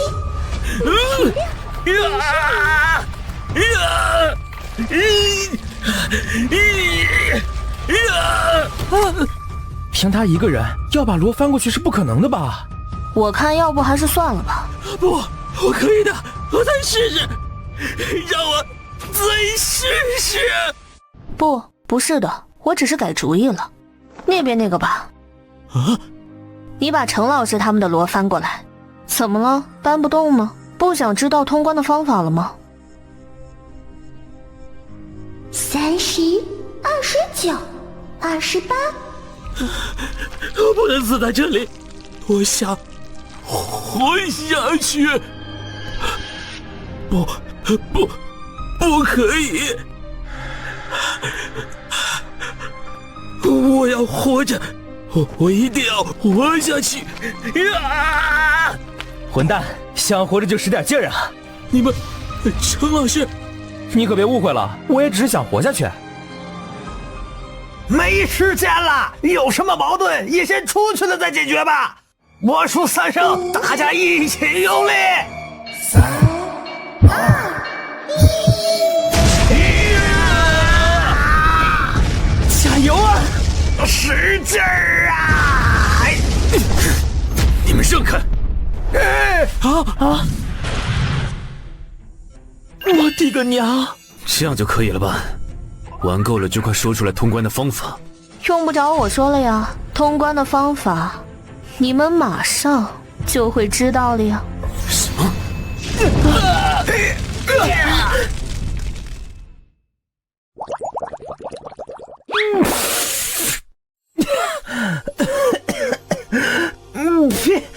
怎么回事啊？刚刚，我的天啊！我没看错吧？金球！哼，果然，金球被螺口卡住了。你果然早就知道找到金球的方法，你是故意这样做的吧？哦，那又怎样？这也太厉害了！你是怎么想到用螺口卡住金球的？啊，偶然发现的。当时我还在困惑，还有没有别的方法能触碰到静止中的金球？快跑啊！你在干什么？快抬起来！这个螺被金球压下去了，挡不住我们。笨蛋，不是整个翻过来，抬起来一点就行。说不定这样可行，却意外发现或许田螺可以卡住金球的方法，又或者说发现了田螺真正的用途。可是为什么是这个田螺？这里有这么多田螺，为什么你会知道是这一个田螺？这个呀，是必经点吧？必经点？没错，每次球都反弹几十次，次次都能准确撞击在田螺壳上，再反弹，而不是落空。这说明金球的运动轨迹是精密计算过的。接下来只要计算出球体运动轨迹中的必经点，假设金球反弹几十次都经过的必经点为 A 点，最后只要挪动 A 点螺壳，用 A 点螺口卡住弹出的金球。哦，懂了。又好像没懂。但其实最关键的一步还是从金球运动轨迹中算出必经点，必定要经过非常庞大的验算。这么庞大的计算量，微微到底是怎么算出来的？确实，就像程老师说的，是必经点，但是我并不是算出来的。难道你们都没发现吗？金球的必经点几乎每一轮游戏都会砸到程老师他们的螺壳上哦。老程，你怎么又晕了呀？确实如此。这只是你的猜测吧？你怎么那么肯定？万一不是这个螺壳呢？不是这个，那那就把这里的200多个螺都翻过来就好了。哇，或许这个男人真的可以做到。确实不是不可能啊！要是游戏开始时33人同时去翻螺壳的话，估计也不用第9轮，也可以把所有螺都翻过来。或许这也是为什么这个游戏要这么多人才能触发的原因嘛。其实从一开始我们就被游戏规则误导了，比如金球会任意位置、任意角度、任意力度发球，这句话其实是在误导我们，让我们以为球的落点是随机的。他也算是煞费苦心了，又是放烟雾弹，又是缩短时间，还弄出一些怪物给玩家制造压力。其实说到底，还是游戏本身太简单了，所以需要一些技巧，让游戏足以迷惑人。你说我的游戏简单，我的游戏简单，玩到第9轮才通关，居然说我的游戏简单，你们是我见过最不要脸的玩家。激动什么？你明明也很清楚，游戏难不难跟游戏形式没什么关系，倒是游戏里的这些人会怎么做，需要时时注意着，对吗？哎呀，我一直有注意你呀，可是我没看出来，你是怎么发现用田螺卡住我的？哎，你是怎么发现的呀？不好，别跟他聊了，他只是在拖延时间，他想拖到蝌蚪出来。谭笑，收到。嗨，交给我吧。金球，微微，快看金球！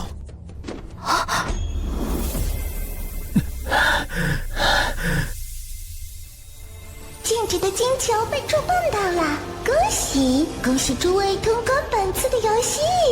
本次游戏通关玩家共计5位，夺得青蛙的金球、灵活的奖励哦。规则已更改，玩家不可自选奖励，由监察官进行奖励分配。这个破天罗把我卡得死死的，你摸够了没有？放手！抱歉。那么5位玩家可获得5块青蛙泥巴，另外找到金球者额外得到1枚公主的朋友友情徽章。游戏奖励结算完毕，你们几个一定要好好珍惜我发的奖励呀！喂，等等，他怎么自己走了？那我们怎么回去？啊，什么情况？回来了！啊，回来了！老子终于回来了！大家都没事吧？啊，除了身体还是这么脏之外。微微，怎么了吗？这是……应该是金球说的游戏通关奖励。青蛙泥巴，能让伤口快速痊愈的神奇泥巴，可使用9次。哈哈哈哈！哇，治好了，真的治好了！这游戏太邪门了，送了这块泥巴，难怪青蛙身上的伤好得那么快。我发现我的口袋里多了一坨什么东西啊，像粑粑一样。哇，上面还写着字。那是游戏通关的奖励，青蛙泥巴能让伤口快速痊愈。啊，这么神奇？那赶紧试试。在游戏里，老程你的头被磕得可不轻啊，感觉怎么样？头好像真的舒服了很多呀。我看看。哇靠，老程头上的伤口没了，好像连皱纹都淡了，简直年轻了好几个月啊！真的吗？哼，你们真的好棒啊！肿了几个包，就把一次救命的机会给浪费了。不过谭笑，我倒是挺好奇。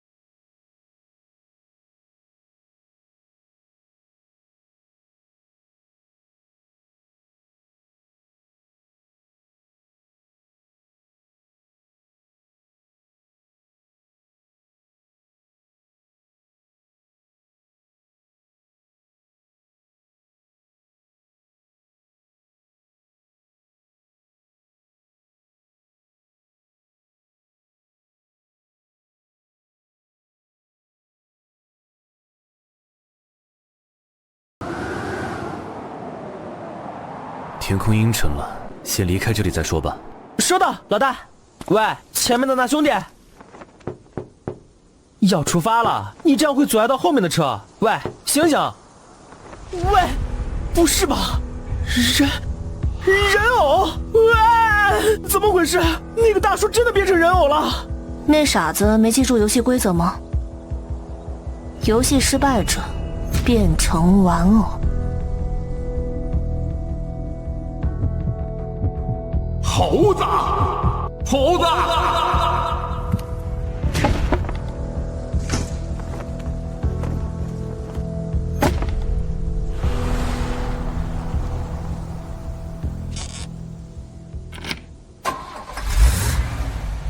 可是老大，前面全是人偶，我们怎么过去啊？可能要先把人偶挪开。不用那么麻烦，我帮你们开路。那家伙疯了吗？先别管了，走吧，下雨了。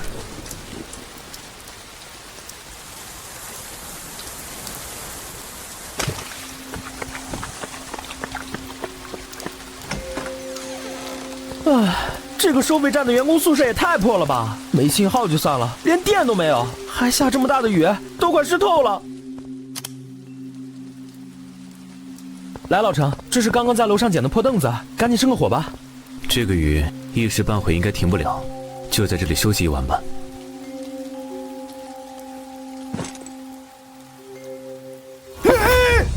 这是什么东西啊，檀香？我也不知道啊，是那个家伙塞给我的。我就说不要让那个家伙跟过来吧，我看他八成是疯。我带食物过来了，怎么了？抱歉，刚才卡在货车底下的东西，我看像是木头的，就想看看能不能烧。抱歉，我来处理。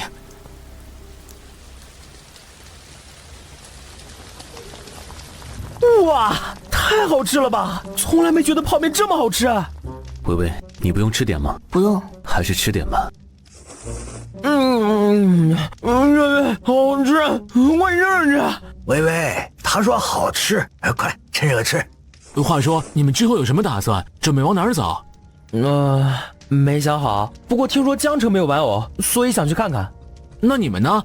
要是没想好的话，要不要跟我去泰州？那里是我的老家，我三叔家里是开农庄的，食物和水肯定也不会缺你们的。怎么样？要不要考虑一下？况且大家一块儿互相照应，就算再遇到游戏，心里也有底啊。怎么样？不了，我们要去江城找人。这样啊，没关系，以后如果想来，随时欢迎。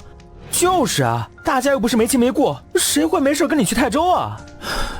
谭笑，你们觉得游戏是什么？还不明白吗？这是一场全人类的选拔，而我们赢了，我们是被选中的人，我们注定要肩负改变世界的使命。疯了吧，猴子？什么被选中的人，还改变世界？猴子，你不要冲动啊！任何事情没有经过严密调查前都……闭嘴吧，你根本什么都不懂。这个世界已经烂透了，有的人受尽白眼，从早忙到晚也吃不上饭；有的人什么事也不用做，就有花不完的钞票。凭什么？凭什么有人生来就不愁吃穿，有人生来就要吃苦？所以啊，老天爷也看不下去了吧，所以才会出现游戏呀！这家伙是不是疯了？还有，你妹妹说的没错，她说的没错，垃圾就应该被清理掉。喂，你干什么？那些人也不是我们害死的，不是我害死的，不是我，不是，我是赢家，我得到了神赐给我的礼物。我是赢家，我是天选之子。猴子似乎把自己当成救世的主角，认为自己经历了一次命运的考验，就变得高人一等了。猴子他已经不太正常了，伤害你的人最后都没有好下场了。现在这样解气了吗？你该不会以为我会很开心吧？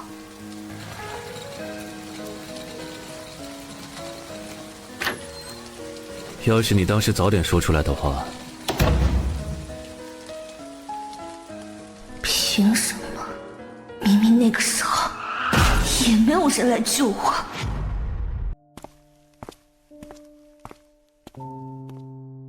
你知道答案为什么不说？凭什么？我凭什么说出来救那些人？明明那个时候也没有人来救我。撞到人了，这下怎么办，哥？你别瞎嚷嚷，这事儿你就当没看见。这条路没有监控，趁现在没有人，赶紧走。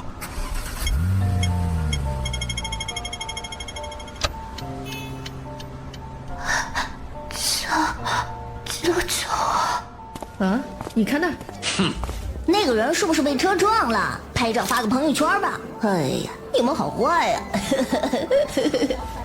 喂，都没人过去帮忙，你过去干嘛？等下赖上你怎么办？别多管闲事。小姐，小姐！滚出去！我才不需要这种东西！对不起，小姐，纸尿裤是你妈妈让我带来的。用纸尿裤没什么的，我们家老人，很多人都会用的，不丢人。我知道你一下还接受不了，可是医生说你的腿已经行动不便，上厕所也会很困难，必要的时候你还是得用啊。我才不要！除了我，谁会年纪轻轻就用上纸尿裤？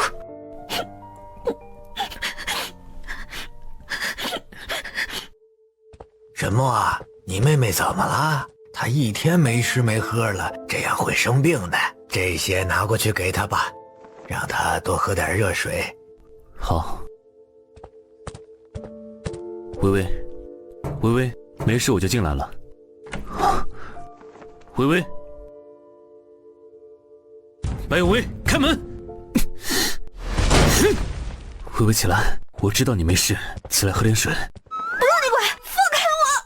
你们这是怎么了吗？没事。这也叫没事？哎呀，微微，还是吃点吧，一整天不吃不喝，身体会坏掉的。没事，他只是有点闹脾气。好吧，那大哥我们就先走了啦，你们也早点休息吧。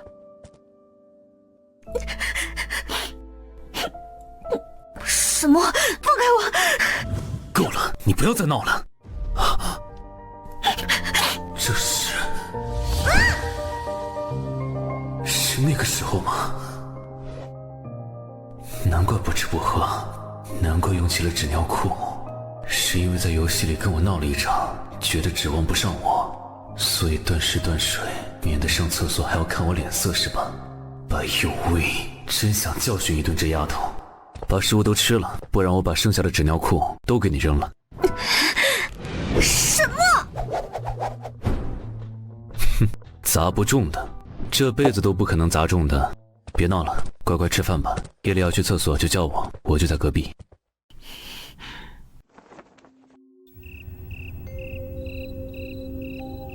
嘿嘿嘿，真是太美了，不愧是神赐的礼物。嘿嘿嘿，我果然是天选之子。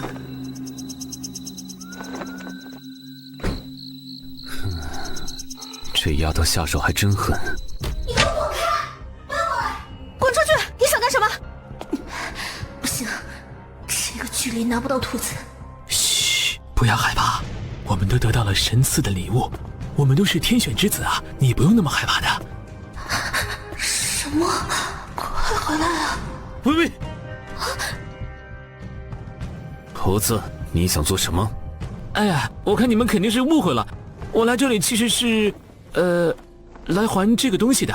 这是当时拍那个视频的手机，这不是明天就分道扬镳了吗？这种东西我留着也不合适。嘿嘿，你们看着处理吧。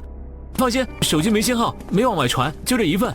那我就先走了，后会有期。不要，你们不要过来！别害怕，来哥哥这边。你们这在做什么？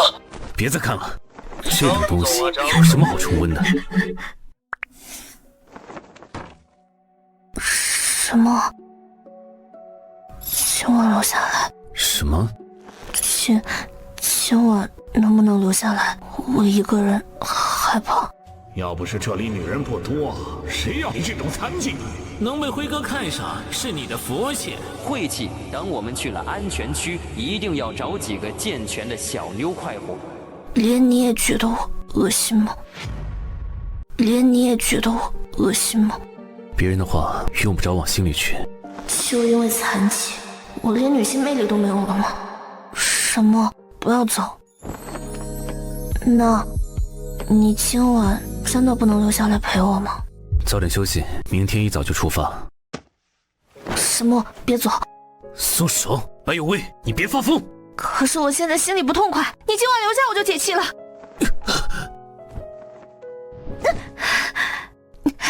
滚！好。什么？我让你滚！你要带我去哪里？你走开！我才没有要去厕所。好啊，不用去厕所，等下我就帮你把纸尿裤都扔了。自己站好，给你5分钟解决。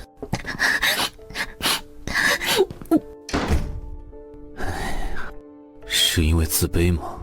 刚刚那番勾引是因为受侮辱世界刺激，为了找回尊严的疯狂举动。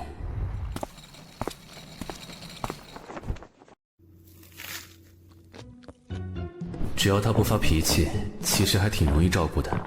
哼，我要洗澡，身上都是你，我难受。怎么又发脾气了？他上辈子是个刺猬吗？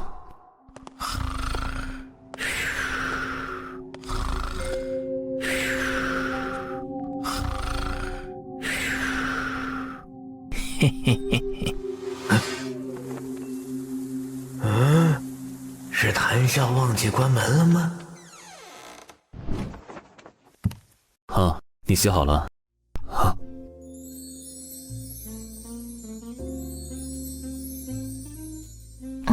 看什么？快过来扶我。好。不好！猴子，你个混蛋！不好什么？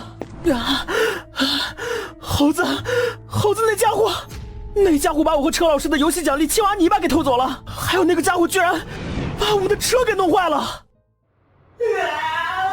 我就知道那个疯猴子不是个好东西，而且看人下菜碟还是怎么着，光欺负我。我们部队里都是特制的装甲车，猴子想弄坏这个车，估计弄个火箭弹来也没有用。哎，怎么了吗？火箭弹可能离他们太遥远了。还有我和老陈的泥巴呀，那可是我们用命换来的泥巴，一次都没用过。吵死了！这么喜欢就拿去。青蛙泥巴。原来猴子那家伙昨晚来是想这玩意儿。可是薇薇，这……哼，你以为我会很稀罕这玩意儿？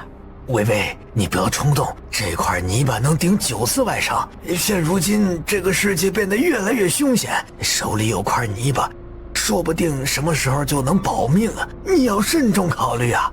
又不能治好我的腿，留着有什么用？再说，即便真的受伤了，难道你们不会拿泥巴救我吗？那倒也是。我在意的根本不是泥巴。猴子把你们的泥巴拿走了，应该连同那块公主的徽章也一起偷走了吧？还没搞清楚徽章的真正用途。徽章在这里啊！昨晚我把它挂脖子上了。干得好啊，小谭！哼，总算聪明了一回。不管怎么说，薇薇，今天这份人情我记下了，以后咱们就是好兄弟，两肋插刀。吵死了！泥巴都堵不住你的嘴。到了。到了。哎，那是雾，那里的雾怎么那么大？有点不对劲。怎么回事啊？不是说江城很安全吗？怎么一个人都没有？那现在该怎么办？去超市看看。我同意。啊，先去找吃的。就知道吃。如果是超市的话，我知道前面不远处有一个大型超市。什么？我也要下去，车里太闷了。陈老师对这里环境应该比较熟悉，我跟陈老师进去。谭笑，微微就靠你照看一下了。放心吧，大哥，微微妹妹有恩于我，我不会让她有事的，放心交给我吧。谁要让这傻子照看啊？不用我照看他就不错了吧？还有，谁是你微微妹妹啊？微微，还是那句话，有事就叫我，我能听到。嗯，你进去也要小心，里面可能会有危险。放心吧。大哥，可是我们后备箱已经塞满了呀，还有2大罐从收费站员工宿舍里装的自来水。我们来不是找吃的。那我们来做什么？找人。老程，走吧。走。可是为什么要来超市找人啊？为什么路上一个人都没有？不应该都是躲在家里才对吗？不对，难道是……不觉得奇怪吗？进城之后，别说是人了，你有看到一个玩偶吗？对哎，为什么呀？江城是传言中的几个安全城市之一，不仅要安顿本市居民，还要接纳大量前来避难的外地人口。按理说应该人满为患，可如今地上连人偶都没有，多半是遇到危险，大家一起去避难了。确实有这个可能。可是避难的人口多了，相应的食物必然也会变得紧缺，而能容纳多人且又有足够食物的场所，超市、大型商场的可能性很大。就算找不到人，应该也能得到一些线索。食物还是热的。原来如此啊，这样我就理解了。你也太聪明了吧，微微。微微，你怎么了？那个，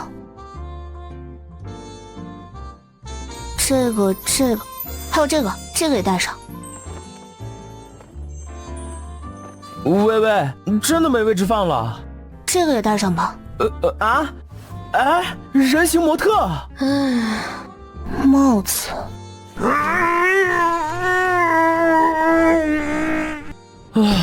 终于都塞进去了。站住！什么？这里面真的有人，这是怎么回事？谭笑，别愣着，上车！追！谁干的？他干的。白有威。对，都是我要的东西，联系方式我都留下了，我又不白拿。算了，快上车。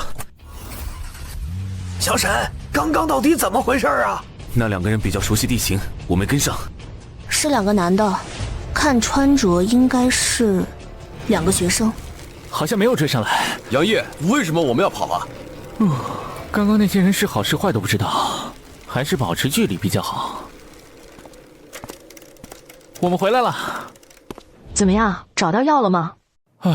没有。不好，那些人跟着我们来了。是学校哎！快叫老师！老师，不好了，出事了！你们为什么要跟着我们过来？你们想干什么？你猜啊？真的是小屁孩啊？几年级了？为什么要告诉你？高一。谭笑，你吓到这些学生了。那个女孩坐着轮椅。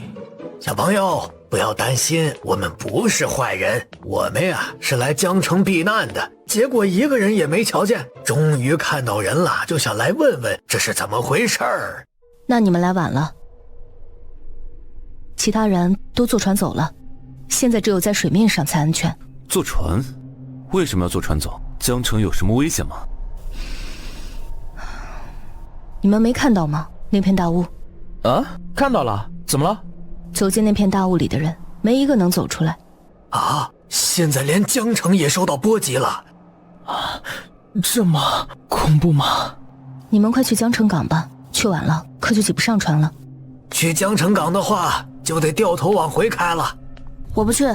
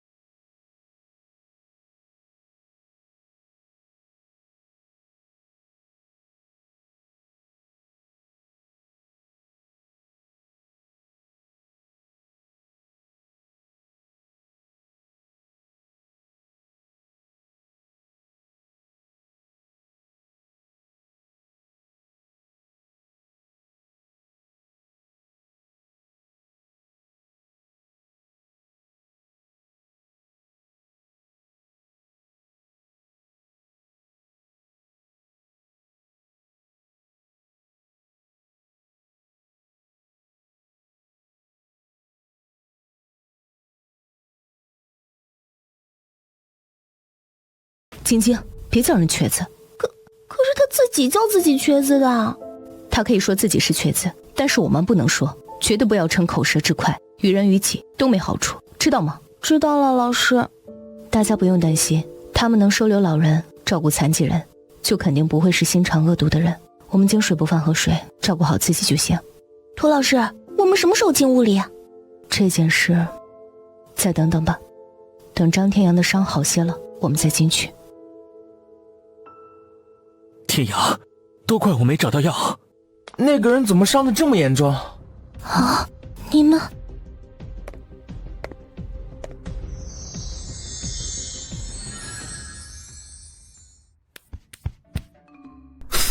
亏你想得出来，连床垫都带上了。行了行了，又给你的，过来过来，来呀！什么？果然，第一眼我就盯上了这个帽子，很适合你啊。哼，古灵精怪的，我还以为是什么。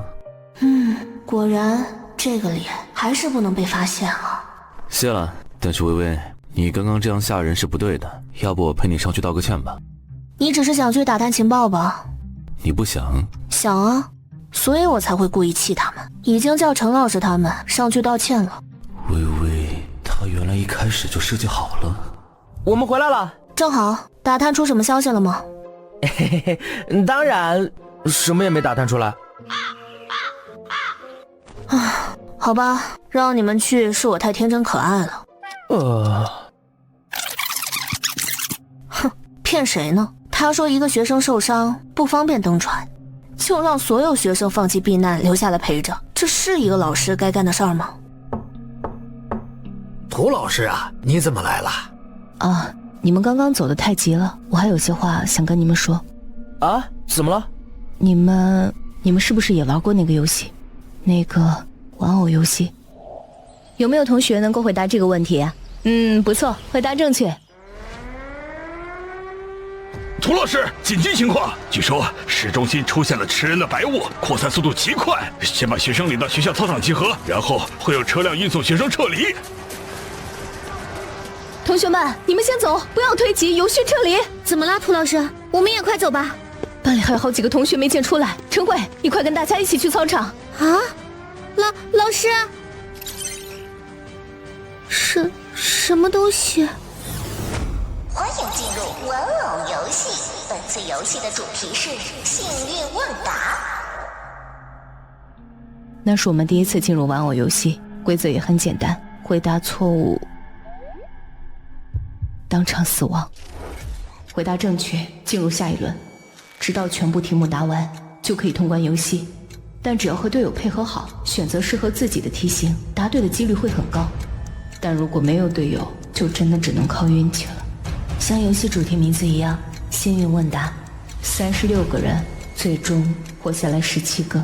后来在去往避难的路上，我们又误入采蘑菇的游戏，玩家必须合理分配采摘蘑菇时间，连续采摘失败4次的人，身体会慢慢陷进土里，然后慢慢萎缩，像被土地吸光了水分长出菌丝，人越来越小，最后变成蘑菇。最后多亏张天阳同学察觉到天气变化会影响蘑菇生长，从而会影响采摘蘑菇的成功率，我们才能通关游戏。变成蘑菇，人头菇吗？所以那受伤的学生也是在那游戏里受的伤吗？不，他身上的伤不是游戏造成的，是另一个玩家。那个玩家手里有一种召唤猛兽的道具，为了抢我们采集到的蘑菇，咬死了我很多学生，最后只有我和张天阳几个活了下来。也不知道那个能召唤猛兽的道具是从哪个游戏里得到的，好想要啊！微微，干嘛？人家就是想要嘛。微微，这么危险的东西，万一误伤自己。那个女孩子啊，那个我看时间不早了，我就不打扰你们了。真的非常谢谢你们用道具救了我的学生，非常感谢。不用，那孩子受那么重的伤，我们肯定不能不管啊。涂老师，刚刚我们说的青蛙的金球，关于必经点的计算，你和你的学生谁会？确实有点复杂，我们会再想想看。田螺被击打的次数越多，下沉时泥水进入的位置越高，也更脏。你们就挑那些螺壳内壁最脏的田螺翻，概率大概25%吧，多翻几个总会蒙对一个。哦，谢谢。大家都想要那个道具吗？涂老师，张天阳，你真的没事了吗？好多了，烧也慢慢退下去了。哇塞，那个泥巴也太厉害了吧！哦，你看皮肤都好了很多，有没有？不知道用来护肤有没有效果？大家都想要那个道具吗？涂老师，我还以为你会问出通关游戏的奖励道具，才会说出通关的方法呢。没必要问了，免得人家以为我要跟小孩子抢玩具，好掉价。对呀，应该问问涂老师，通关后可以获得什么道具呀？涂老师不会说的。啊？为什么？这是一场竞争，手里多一个对方未知的道具，在游戏中都会是一个巨大的优势，所以他是不会说的。这就是游戏存在的本质。游戏存在的本质是什么？老师，你的意思是？不是说了吗？游戏的本质，我们去拿青蛙的泥巴，就是一场竞争。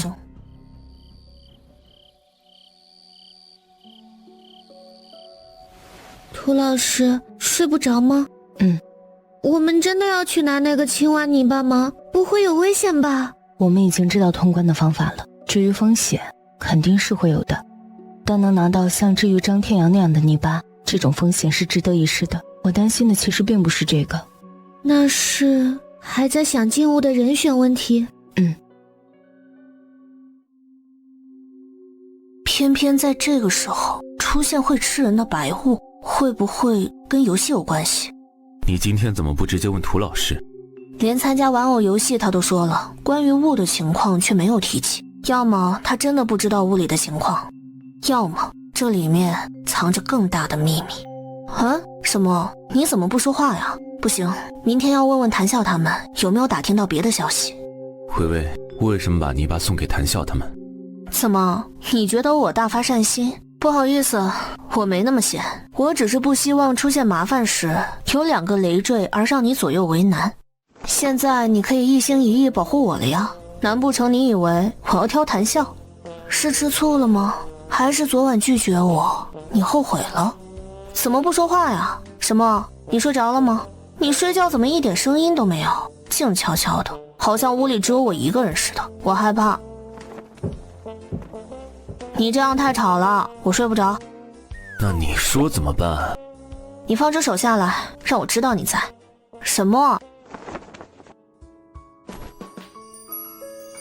还嫌弃楼上的中学生是小孩？我看你也大不了多少。幼不幼稚？你几岁？你觉得我像几岁？3岁。哼。第2天，涂老师带着学生准备去参加玩偶游戏。我们打算去闯关青蛙的金球，拿青蛙的泥巴。程老师拿青蛙泥巴救下的男生特意跑来道谢。老师好，我叫张天阳，谢谢您救我，我张天阳一定不会忘记这份恩情的。哎呀，孩子没事就好。至于吃人的大雾里面究竟是什么，我不清楚，但是大雾扩散的越来越快，这里很快也会被大雾笼罩，待不了多久。你们也快离开吧。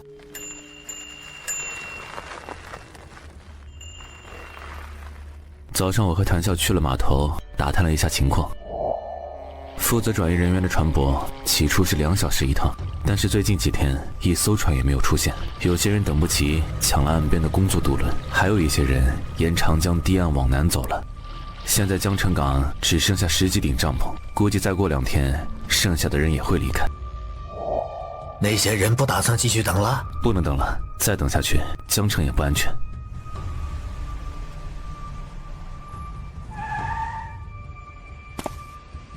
但是微微真的要进去吗？走吧，进屋里看看。救援船估计不会回来了，我们放弃了等待，决定闯入白雾，寻找生机。到了。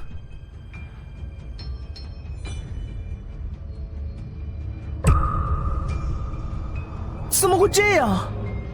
城市像被打乱重组了一样。谁有硬币吗？我有。出来了，居然真的可以用哎！你们看这里有个浴缸，水居然还是热的。这恐怕是个现实游戏副本，和我们之前遇到的游戏不一样。没有检察官，没有规则说明，也没有其他玩家。如果雾的范围就是这个游戏的范围，占地面积大约3500万平方米，一旦进去，没有几天时间应该是出不来的。占地面积大约3500万平方米，一旦进去，没有几天时间应该是出不来的。这么大？虽然是大了点儿，但是水电网络都可以正常使用，至少短时间内我们不用为生活物资发愁。听起来还挺安逸的呀。哼，如果真的安逸，又该怎么解释这里那些陷在迷宫里凭空消失的人？走吧，先进去看看。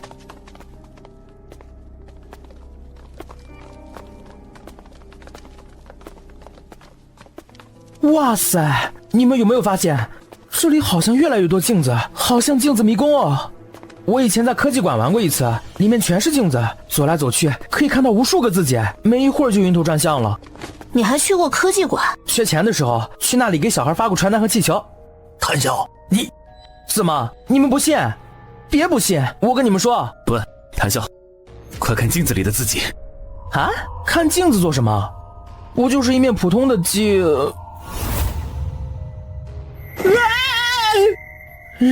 人偶，我变成了人偶！啊，我的身体，哎，没事啊。不只是大厦玻璃、镜子，啊，就连水中的倒影也是。这个地方太多奇怪的现象了，不知道有没有危险，还是小心点比较好。而且这个地方确实就跟谭笑说的一样，像个迷宫。那目前看来，通关条件应该是找到迷宫出口。嘿嘿，走迷宫这事包在我身上，我可是玩遍古早 RPG 的高级玩家，再复杂的迷宫我也能绕出去。不，我觉得找出口是次要的，我们先要找的应该是人，那些消失的人，弄清楚危机在哪里，才能知道生机在哪里。以喷泉池为起点，我们将迷宫按井字分成8个区域，每天探索2到3个，3天以后就能摸清整个迷宫结构。而且我有一个提议。哦，什么提议？我想洗澡。你确定非得挑这个时候？这个地方好热，我出了好多汗，不洗我难受。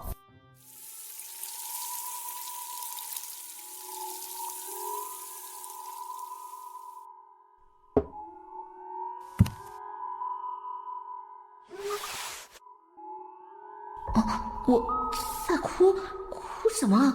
我为什么在哭？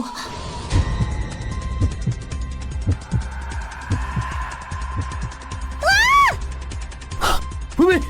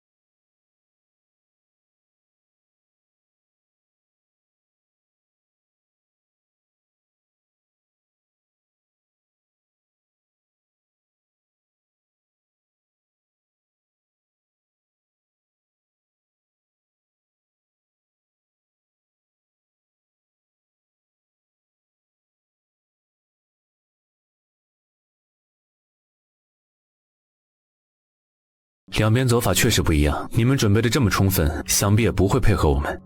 不如还是分开行动吧。用推进式可以最大化发挥人力作用，也能最快找到有效路径。为什么不加入我们呢？因为你们的走法有一个超级大的 bug。什么 bug？ 我倒是可以考虑告诉你们，但是你们要说出进迷宫的理由。那个其实董老师怕我介意，所以一直都没有说。因为这件事涉及到我的游戏奖励。我在那场幸运问答游戏里拿到了最高分，奖励道具是这个锦囊，凭锦囊可以向监察官提出任何问题，并且监察官必须作答。我问监察官，怎么才能让玩偶游戏消失？答案是去白雾深处的迷宫寻找拼图，集齐拼图就能通关全部玩偶游戏。现在可以说我们的走法有什么问题了吗？好吧，其实走法没有问题，但容错率几乎是0。容错率？也就是说，一旦中途发现错误，你们就必须全盘推翻重来。想想看，当你用推进式走法完成了迷宫80%的进度，结果发现推进的通道是条死胡同，而正确的路在无形中错过了，你要怎么排查？是不是只能从头查了？这我确实。那个天阳刚刚过来的时候，发现有面旗子错了，早上都白忙活了。不知道是谁插错了旗子。林子豪，是不是你？你之前说你有个地方不确定。我？对啊，就是你吧。同学们，你们不要吵了。切，有什么了不起的？我听说啊，很多瘫痪的人不方便上厕所啊、洗澡什么的，所以身上总会有股怪味儿。我看他不止身上不干净，嘴巴也不干净，还咒我们摆错旗。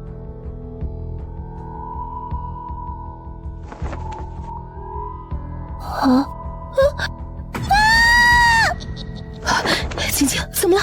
发生什么事？没事，出事了。怎么了吗？老师，出什么事了？别怕，那只是个挂在树枝上的气球。到底是谁的恶作剧啊？哥，你看他尿裤子了，该不会大小便失禁了吧？是不是你搞的？你别随便猜忌别人哦。不是你还能是谁？阴阳怪气的瘸子！静静，现在的学生怎么随便冤枉人呢？你做的？别看我不知道。之前我让你们照镜子，照了吗？看了。老陈，看看镜子里面的你。我怎么会？镜子里的陈老师比本尊起码老了20-30岁，谈笑却没什么变化，很奇怪。因为谈笑太简单了，没有阴暗面，没有小心思，不管好坏都放在表面。这样的人，镜子也拿他没办法吧？镜子里的东西是我们的阴暗面，也不能说是阴暗面，它更像是我们潜意识里厌恶的、逃避的、不愿接受的东西。比如表面凶恶的人，实则却非常的胆小。程老师看上去心胸豁达，实则恐惧自己一天天的孱弱和衰老。那镜子里的你呢？跟谈笑一样，没差别。有吗？我倒是觉得镜子里的你比你本人还要冰冷，那眼神仿佛无尽深渊，所有情绪都潜藏至深。正义凛然舍己为人，宛如英雄的你，其实根本不关心这个世界。你救人帮人，只是因为职业要求或者教育影响，对吧？那你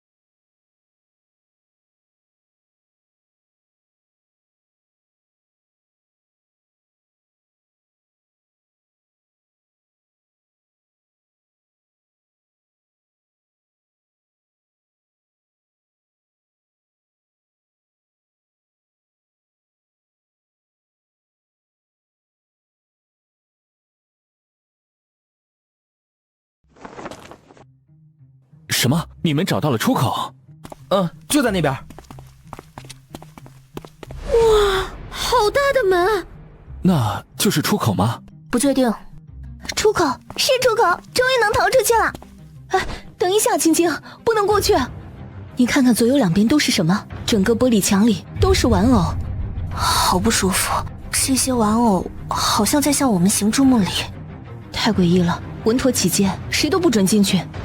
你之前说比起找出口，最要紧的是找人。这些玩偶大概就是消失的人，他们走进那扇门，然后变成了玩偶。不然我们没法解释为什么门附近聚集了这么多玩偶。青青，我不是说了不能去吗？为什么？出口就在眼前，只要我们进去，马上就能拿到奖励了。是啊，老师，就算您考虑安慰，也不能试都不让我们试吧？迷宫就是用玩偶吓唬我们，让我们不敢进去吧？找到出口又不让我们进去，那探索迷宫有啥意义？再待下去，谁能保证我们的安全？涂老师吧。这绝对不是为了吓唬人。发现什么了吗？看这些镜子。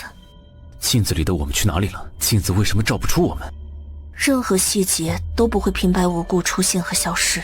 玩偶时有时无，必然有它的道理，绝对不是为了吓唬人。那么，这到底在提示什么呢？随着探索的深入，我们找到了第二个迷宫出口。奇怪的是，第二个出口左右两侧没有镜子。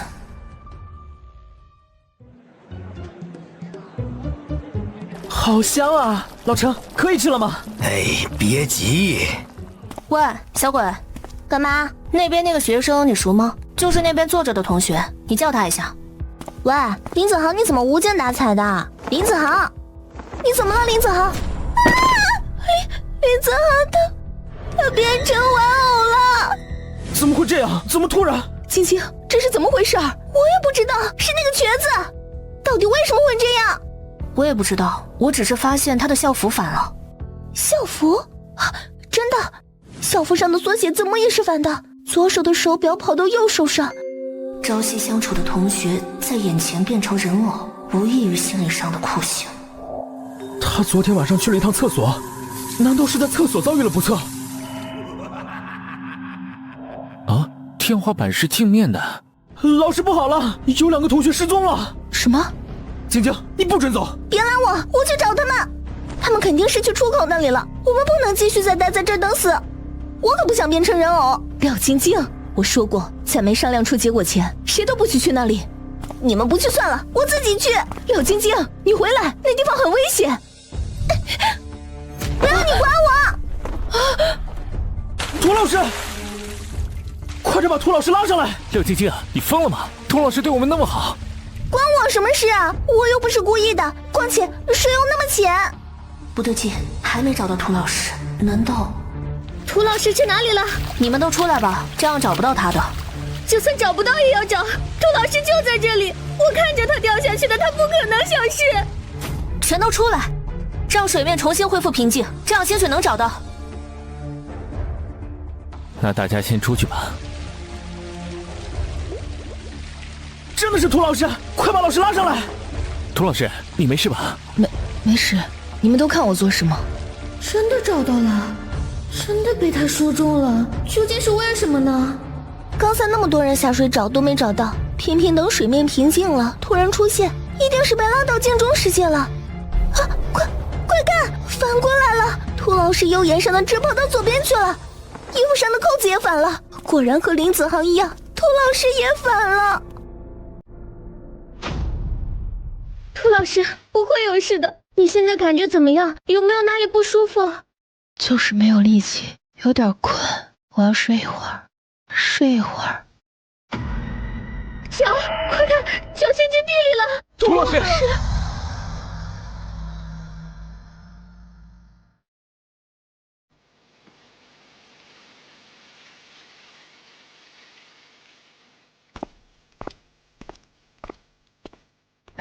这班孩子太可怜了。走出迷宫的方法还没有找到，人却一个接一个减少。只要在这迷宫中生存1天，就面临镜中人偶1天的威胁。迷宫归根到底还是一场游戏，只要是游戏，就一定有规则和解法。可是这场游戏没有给我们任何规则，甚至没有安排一位监察官。不，规则早就已经给我们了。不，规则早就已经给我们了，只是我们未必看懂了。如果我是迷宫，我会怎么做？如果我是迷宫，我用镜子作为起点的标识，让玩家知道这里是起点。然后我要确定终点位置，而真正的终点只有一个，走出迷宫的路径也只能是唯一的。只是分辨真假难度太低了，我需要给玩家提高难度，毕竟我已经给了他们足够的食物和水。比如制造出镜中玩偶，让玩家心怀恐惧，在重重危险中找出口，并因此可以诱导他们在恐惧中做错误的事情。诱导，没错。想到什么了吗？什么？明天我想去第一个出口看看，有镜子那个出口。如果我猜的没错的话，镜子能带来死，也能带来生。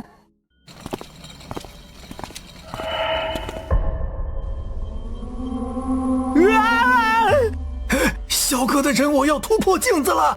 奇怪，玻璃镜子里的人偶怎么有的大，有的小？我的人偶怎么离镜面这么远？他在害怕？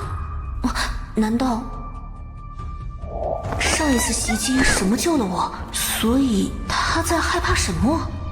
我们需要四处搜集食物和水，就算再怎么注意小心，也难免会照到镜子。也许玩偶的出镜条件是根据照镜子的频率和时间来计算的。赞成，涂老师也一定是照太多镜子了，所以导致玩偶距离镜面很近了，才会遭遇不测。可为什么之前没人发现呢？因为大家都不敢看镜子，帐篷附近的镜子几乎全挡上了，怎么发现得了啊？快没时间了。他们迟早会出来，必须尽快找到出口。没问题。等等，先回到起点找张天阳他们，必须告诉他们这个情况。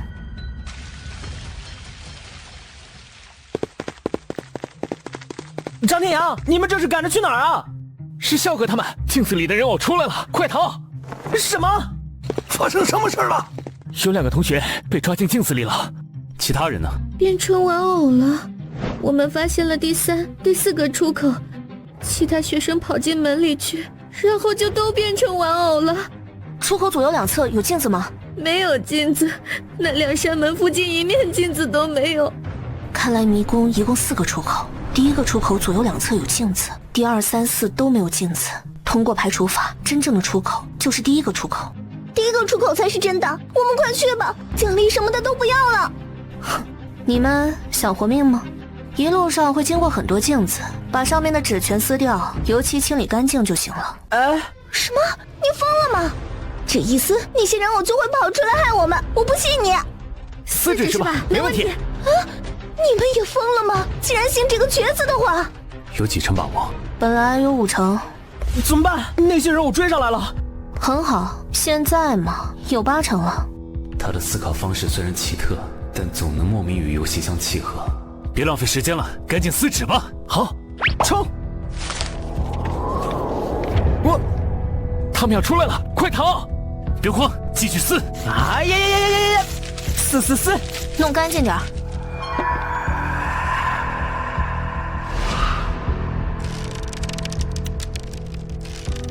我们能撕快点吗？不能。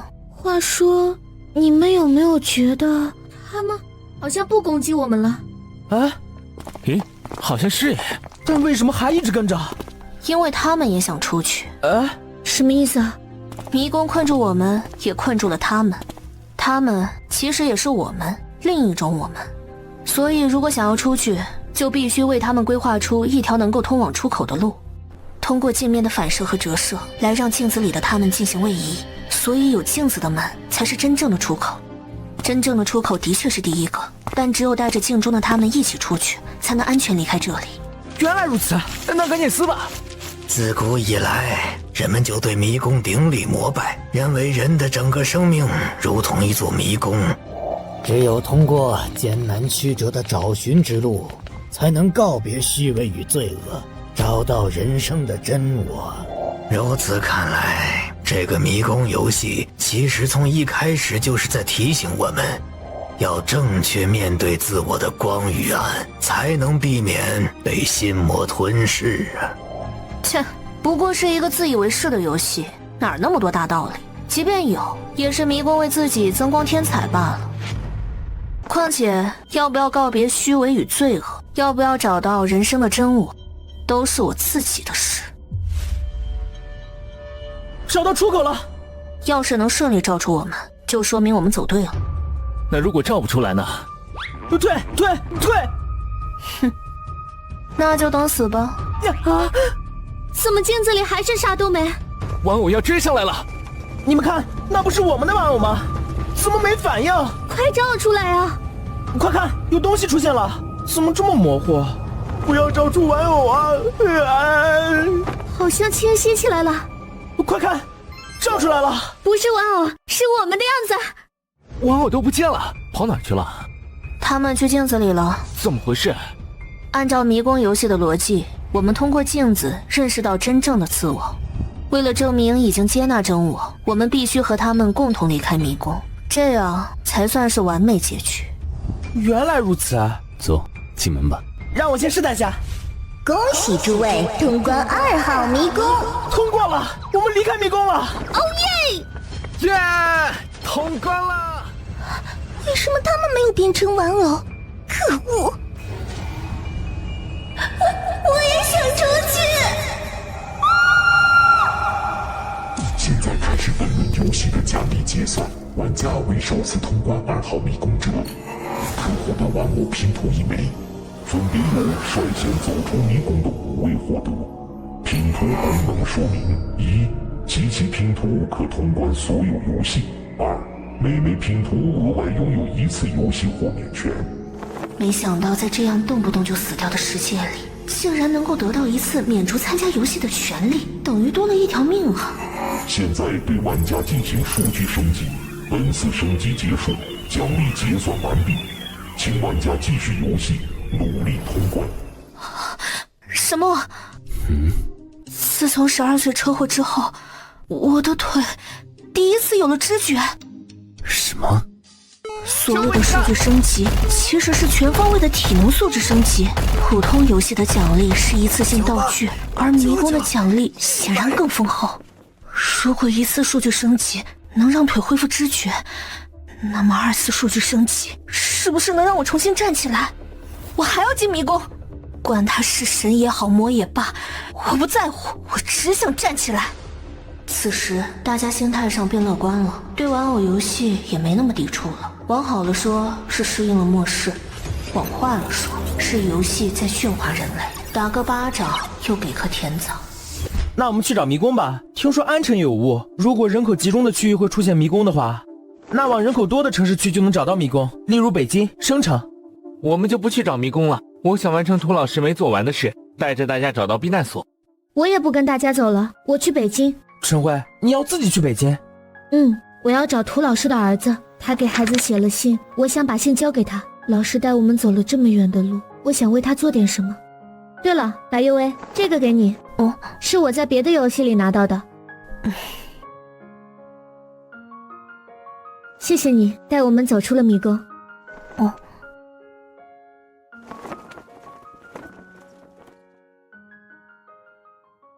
莫哥，我决定了，我谈笑以后就跟着你了。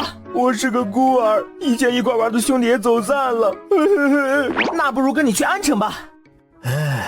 我的妻子去世了，子女也在国外，来江城是因为惦记年迈的父母，可现在他们也不知道在哪里。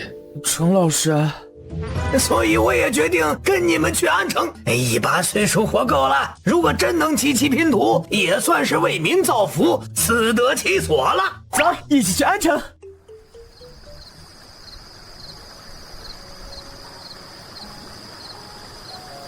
吃点红薯吧，拿勺子挖着吃。我想吃莲蓬。你想送我去给蚊子当餐前点心？那我不吃了。莲蓬给你。哇，可以吃新鲜莲子。你的好心情来得真不容易。什么？我困了，帮我到帐篷吧。怎么了？我的兔子怎么在这里？奇怪，我明明放在轮椅上的，啊，难道我的兔子自己会动？我知道了，1/10我的作用是使用者可以在半径2米范围内释放电能，所以是不是表示它不能离开我超过2米？测试下吧。什么？你先把兔子拿到离帐篷第3个砖的位置，这些砖是60乘60的尺寸，3块砖距离还在2米以内，看下有没有反应。没动静，放到第4个砖看看。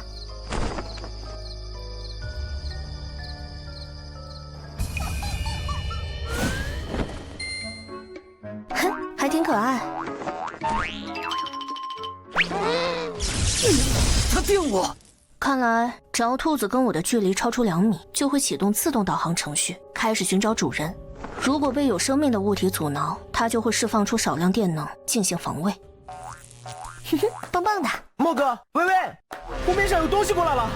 岸上的朋友，你们好，我们是救援队。这是一个民间救援组织，他们四处寻找幸存者，带到湖中的三山岛。岛上很安全，没有玩偶，没有吃人的物，除了没有网络信号，吃住都没问题。这是你们的房间钥匙，过会儿我派人送吃的过来。另外，三山岛附近有个西山岛，那是官方组建的安全基地，地方大，物资丰富，我们每周都会送人上去。由于基地收容名额有限，我们每周呢只能送一小部分人去。不过你们放心，迟早轮到你们，时候不早了，早点休息吧。谢谢赵叔。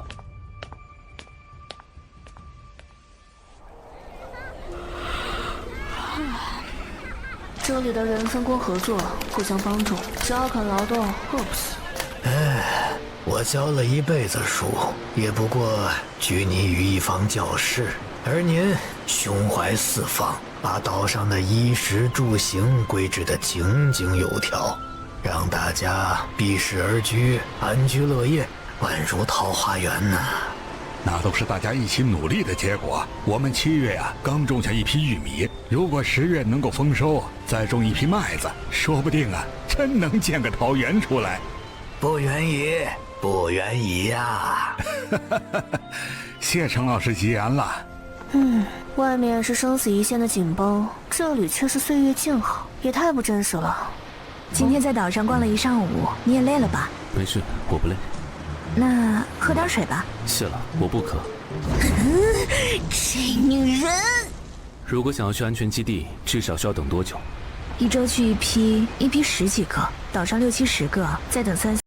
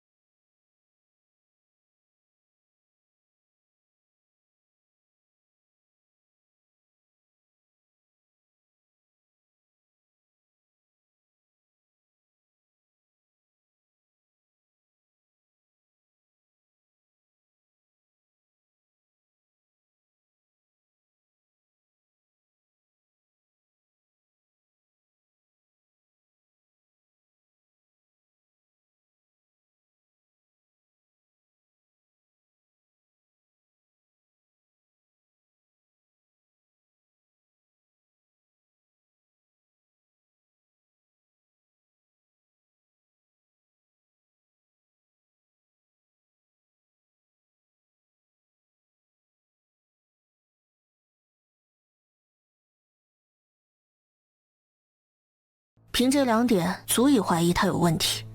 可是张琪、吴丽丽为什么能一直留在岛上呢？如果我是赵老头，也会留下他们。有力气没脑子，还挺使唤。可如果真有问题，怎么没人发现，还让赵老头好端端活到现在？因为那个安全基地有鬼呀！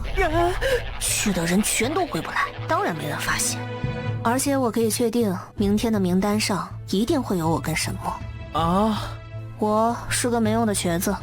至于他，一上岛就各种勘察的不安定炸弹，这种人必须得尽快处理掉。加上如果张琪照我说的假装摔断腿，而名单上又正好有他名字的话，哼，就说明我的推理完全正确了。可是微微，陈老师想留在这儿，你怎么看？赵叔这里环境不错，也算安稳，我跟着你们也是拖累，不如我留在这儿帮赵叔的忙，你们觉得呢？他年纪大了，不想四处奔波也正常，而且他和赵老头看上去挺投缘，做个伴也合适。只要赵老头是个好人，我不反对陈老师留下。吴丽丽，你怎么了？啊，外面发生什么了？好疼啊，我的腿好疼啊！吴丽丽受伤了，快来人帮忙！我可能骨折了，好疼啊！骨折？这怎么办啊？我们这里可没有医疗条件治疗骨折，除非去安全基地找人治了。症状不对，他没骨折。假装断腿，可看起来真的好痛啊！我明明是让张琪假装断腿，怎么变成了吴丽丽？所以要么张琪把我说的告诉了吴丽丽，要么吴丽丽对沈墨有所企图，在房间外偷听呗。分析就分析，干嘛把我拖进剧情，添油加醋？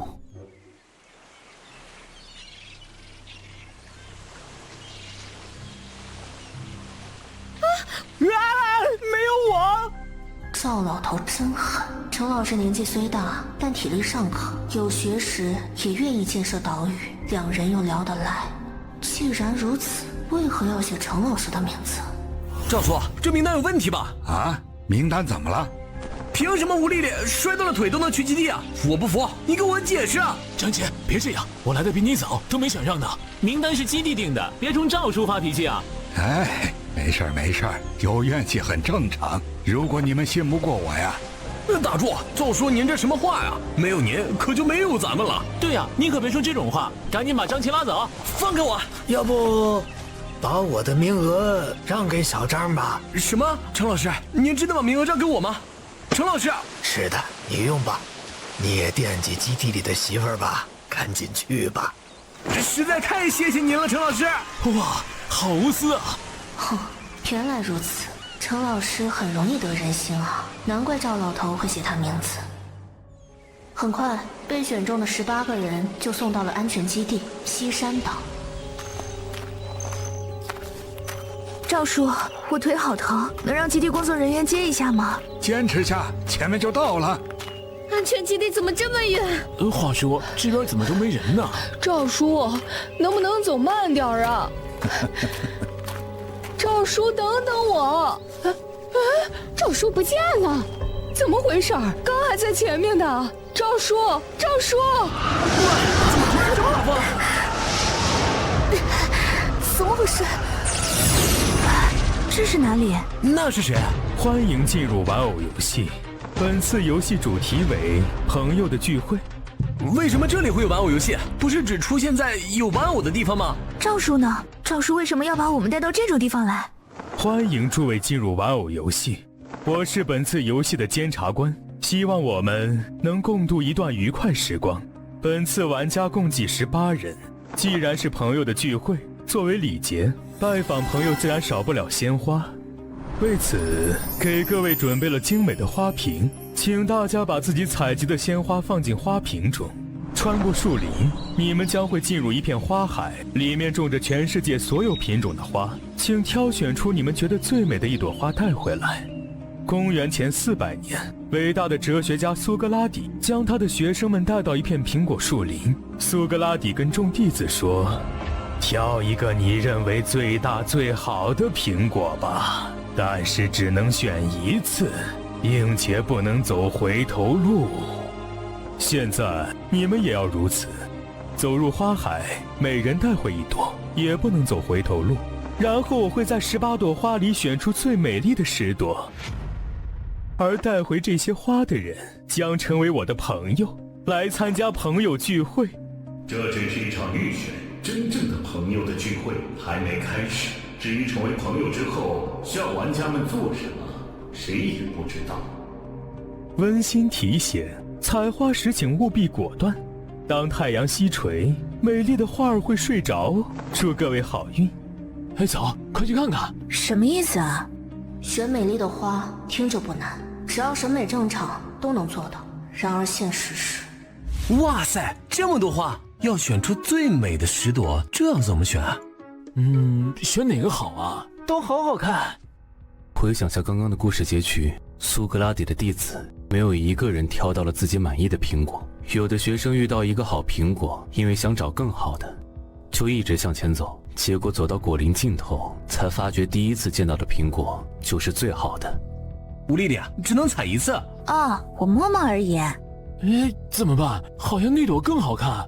有的学生则早早摘下自认为最好的苹果，却在之后的路途中发现更好的，心生悔意。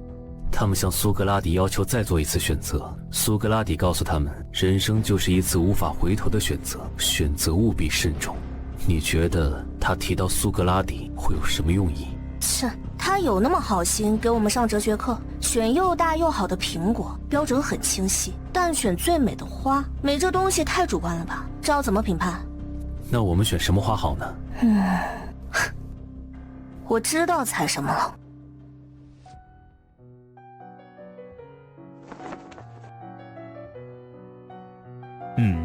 只用了45分钟，就选到了自己想要的花。可爱的小姐，你的花很漂亮，看来你已经胜券在握了。没有啊，她的牡丹花更漂亮呢。牡丹可是花中之王。哦，小姐，牡丹是木本植物，这朵花显然是草本植物。花头圆整，形大而重，花色粉润细腻，瓣质柔和娇嫩，这是芍药品种。哇，你好懂哦！我当然知道这是芍药，试探下情报吧。所以评判标准是花的品种吗？当然不是。他在套我的花。可爱的小姐，你很特别，我在你身上闻到了熟悉的味道。咦，什么？闻我的味道？你不会是变态吧？会不会说话呀？你的语言学习系统有待提升。乖，别惹恼他。哥哥，不能怪我啊，都怪他长得太像人了，还学人喝下午茶呢，差点把他当人看了。我们是为了帮助玩家理解，才选择了方便行事的外形。哦，像人类一样活动，能帮助我准确理解人类。那么按你这么说的话，也就是说你们的原型是人类难以理解的存在吗？那么多游戏，你怎么有空喝下午茶？你有几个帮手啊？如果同时有多个游戏被激活，你选哪边呢？聒噪！快把花插到花瓶里！我的玫瑰啊！啊！我的花怎么枯萎的这么快？这可输定了！总算赶上了。明明选了最漂亮的花，可是返程的路上，他们的花却枯萎的极其快，但我的仙人掌花还保持的不错，太好了！知道他们的花为什么这么快枯萎吗？你对比下它们的茎秆，茎秆越粗，越能给花提供足够的养分，花型维持的时间也越长。但它们选的都是茎秆纤细的花，随着时间推移，花的状态急剧下降，水分流失越来越丑。只有张琪的选择正确。你是早就发觉这里的花很特殊，一旦摘下就会快速枯萎吗？所以你才选择了荷花。谢谢你这么抬举我，可我并不会未卜先知。你当我是巫婆吗？那你为什么选荷花？人家选荷花是因为顺手摘的，送你。因为人家第一次收到男人送的花就是荷花。讨厌，干嘛要追问到底吗？难道是我那晚摘的荷花？平时皮也就算了，怎么游戏里也敢扯东扯西？你的心态越来越好了。啊？什么？你就这点表示吗？臭男人！哼，你真以为我什么都没察觉吗？刚开始看到花瓶里的水的时候，我就对此产生了一些猜测，类似或许这里的花特别容易凋零，所以才给我们准备了养花用的水吗？这样的想法。所以你早就知道怎么通关。他不仅知道通关方法，而且没有提醒其他人。怎么了？你要怪我吗？怎么了？你要怪我吗？没怪你。18人淘汰10人，难道要大度到将通关的诀窍告诉所有人？这的确不能怪他，连我也不得不屈从于游戏规则之下。对我而言，那种不自由的束缚感在与日俱增。而白幼薇，她很快乐，快乐到无时无刻不在找乐子。检察官只会选最美的石头花，可我们的花，快！不行了！怎么办？我的花都枯萎了，这样子插进花瓶还算数吗？何婶，你做什么？既然大家的花都不美了，那只要减少竞争对手就行了。没了花，你还怎么过关？我不要管，你也别想！可恶，你也去死吧！温馨提示：花瓶里有了花，任何人都禁止触碰那片区域。你明白了吗？明白。另外声明一点，所有没能把花带回来放进花瓶的人，都将受到额外制裁。救我！草坪把人给……不要！我不想死。数了下，现在只有9个花瓶有花耶。这么说，我们都可以通过了。啊，这么说还有1个名额，我这残花也算数吧。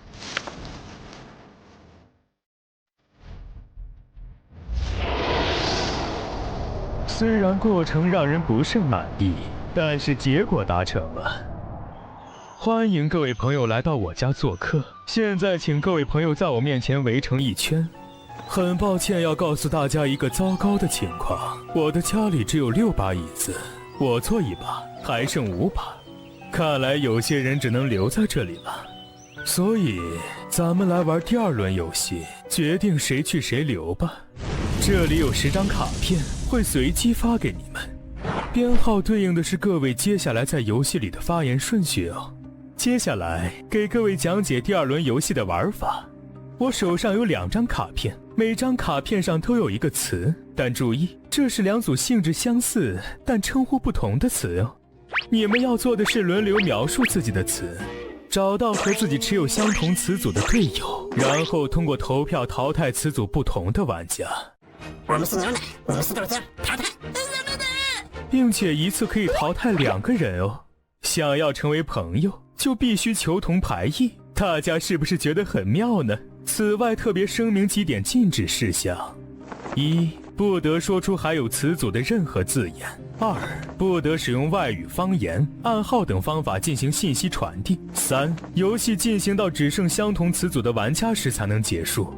如有违反以上任何一条事项者，立马淘汰。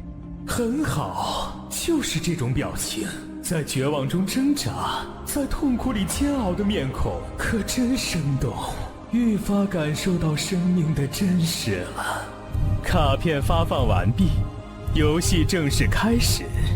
从1号开始，请各位按自己的编号顺序，依次向朋友们描述卡片上的词。1号请发言。家里经常用到吧？你们看，1号头上飘着文字哎！这是每一轮大家的发言都会以字幕形式标注在各位的头上方哟。下一位请2号发言。夏天用到比较多，还可以拿在手里擦。违规！不要！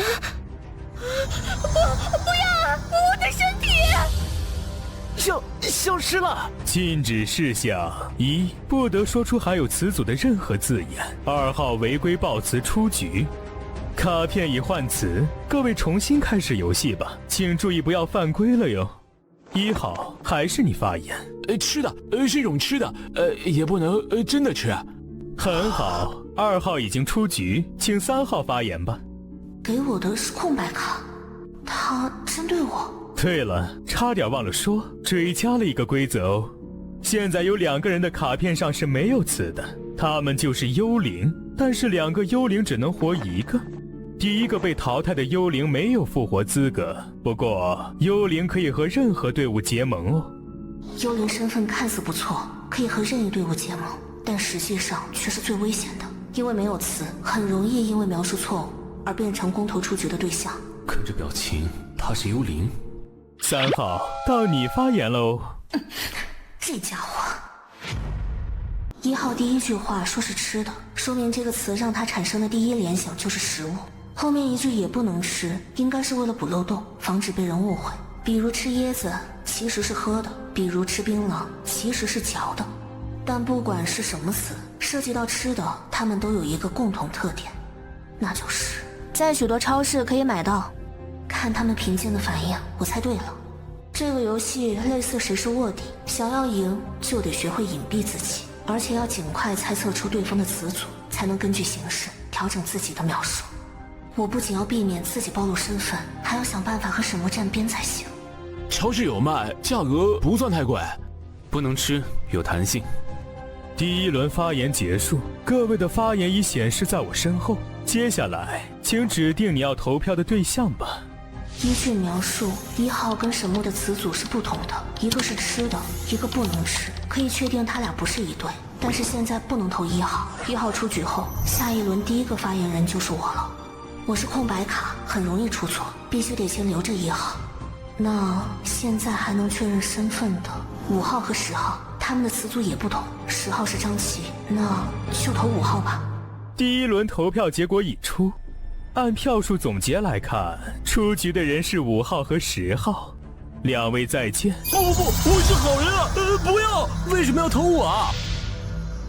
好了，开始第2轮发言吧。请注意，第2轮描述不可与第1轮重复，否则立刻淘汰出局。大家请慎言哦。1号，请发言吧。年轻人喜欢吃。又提到吃，这么看来，1号的词必定是种食物。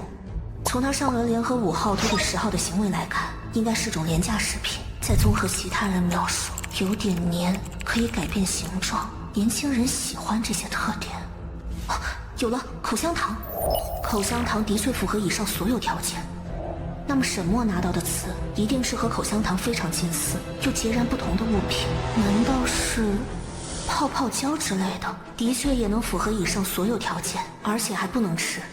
很好，既然有了词组，那就换个策略玩玩吧。我想说，在场某些人好像到目前为止也没搞清楚游戏应该怎么玩呢。啊，你什么意思呀？他在说什么？这场游戏可不是为了考验各位语文水平的，大家别忘了，这个游戏里是有幽灵的。如果让2个幽灵猜到我们的词，进而存活到最后，你们考虑过后果吗？补充说明下，只有1个幽灵留到最后，才能和任何队伍结成同盟。如果2个幽灵留到最后，意味着这里没有朋友了，那么聚会取消，全员淘汰，幽灵获胜，直接离开游戏哦。幽灵是谁？看来大家都了解现状了。持续的时间越长，幽灵获得的信息越多，他们很可能猜出词组，然后藏在我们之中。所以我建议这一轮先把疑似幽灵的人淘汰掉吧。上一轮我的描述是在许多超市可以买到，接着6号说偶尔会去超市买，这种描述毫无意义，就像是在复制我的话。所以我优先怀疑6号是幽灵。搞错没？我才不是幽灵。4号描述有弹性，7号发言有点黏，接着9号说可以改变形状，这句话更像是对前2者的综合推理，所以我也怀疑9号。不会分析就闭上嘴，没人想听你放屁。你们先别激动，描述不当引来别人怀疑，这不是很正常吗？只要这一轮好好描述，洗清自己的嫌疑不就好了？有道理。还是说你俩就是幽灵，心虚了呢？说了我不是，少在这儿血口喷人。你这死瘸子是不是欠揍啊？你们不会信了这个瘸子的胡言吧？我才不是什么幽灵呢。就是瞎胡诌一通。可我觉得他分析的有点道理，你的话确实很可疑。什么？我不是幽灵啊！我不是，别信他。诏书送来的人没几个幸免的，只用了几句话就让他们怀疑彼此。好了，现在我要开始描述了。我的描述是这个东西小小的，无论是口香糖还是泡泡胶，尺寸都不大，这么说绝不出错。包装尺寸小，但实际尺寸会有所变化。沈墨拿到的词应该是不能吃的泡泡胶吧？这东西吹大以后，尺寸当然会变化。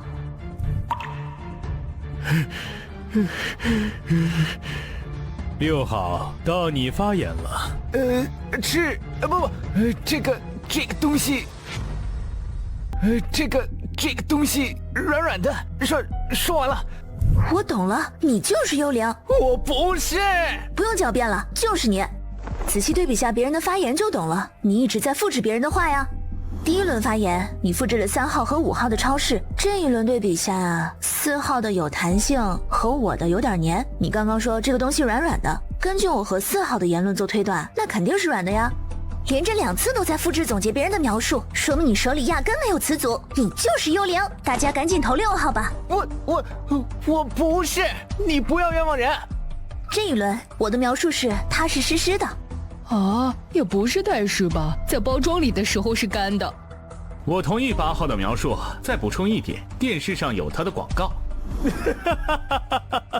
有趣。那么第2轮发言结束，经过2轮描述，想必大家有了更明确的判断。接下来，请指定你要投票的对象吧。我不是。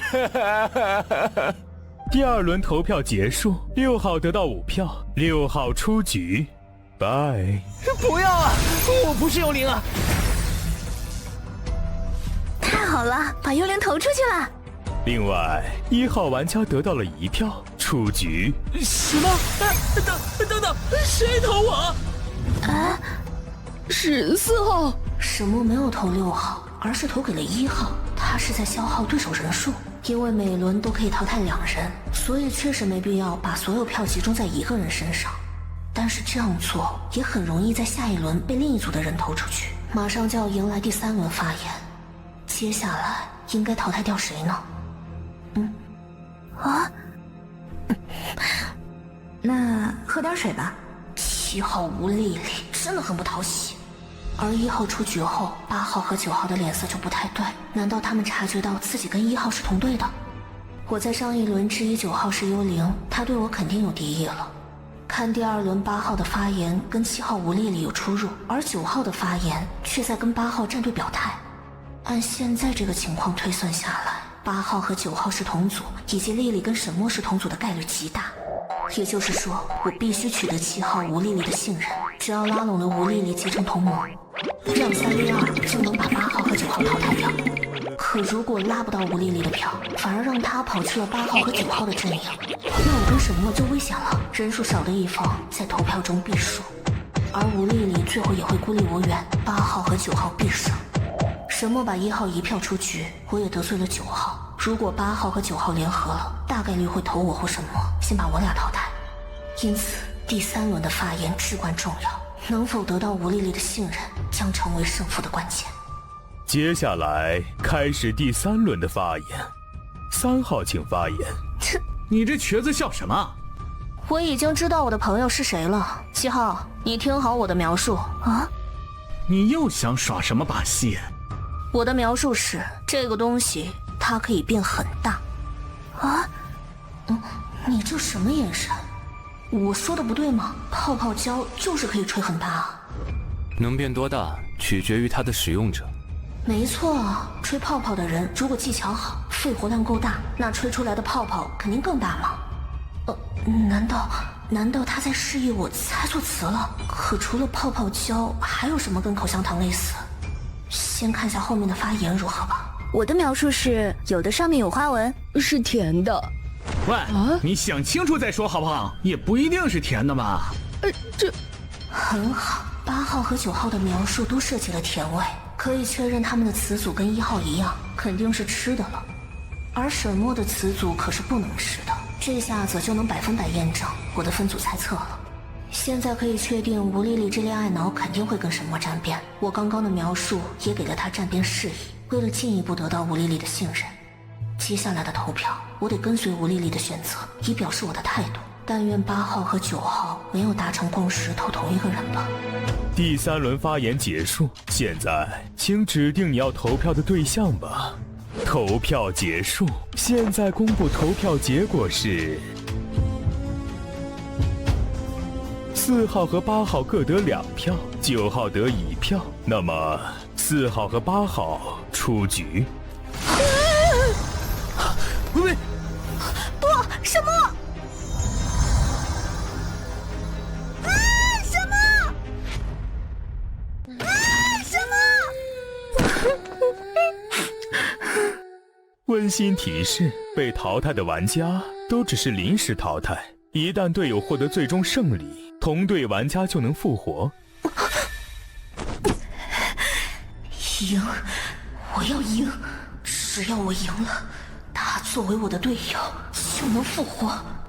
好了，马上开始下一轮的发言，仅存3名玩家，所以不再设立排序发言。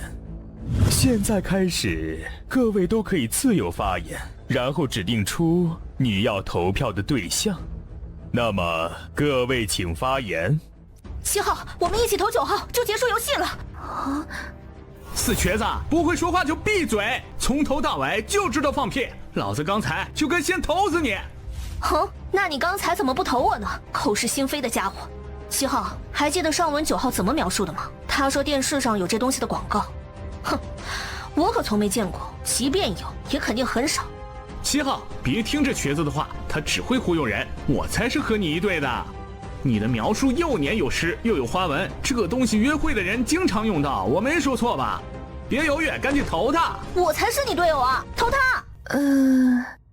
他是口香糖，你吴丽丽是泡泡胶，愣什么愣啊？7号，别信3号的话，他一直瞎说，别被他带节奏，和我一起投3号，我们就赢了。难道我真的猜错了词？可是这节骨眼上一时之间也想不出新词。唯一能确定的就是沈墨给我的暗示，不能吃。8号和9号的描述都设计了甜味，这肯定是能吃的东西啊，怎么吴丽丽就没看穿呢？既然我猜的词不可靠了，那只能在能吃和不能吃上做引导才行了。7号，你认真看下8号和9号的描述，8号说这东西是甜的，9号立马说不一定是甜的。别听3号，这本来就不止一个口味。什么？9号，你意思是这玩意儿能吃？7号，你自己好好想想，是不是能吃的？而且是不是有很多种口味？吃的能变多大，取决于它的使用者。原来如此，我都是摸着描述的意思了。7号，咱们的词它不是吃的呀，它是用的啊！他暴露了，他的词跟咱俩的不一样，我们的词明明就是吃的。7号，赶紧投他，我们赢！你错了，我的词并不能吃。精彩！我现在宣布游戏结束，7号组别获胜，而3号幽灵选择与7号结为同盟，将共享同组胜利。什么？他是幽灵？赶紧把沈墨复活过来！好，按照规则，7号同队队员全部复活。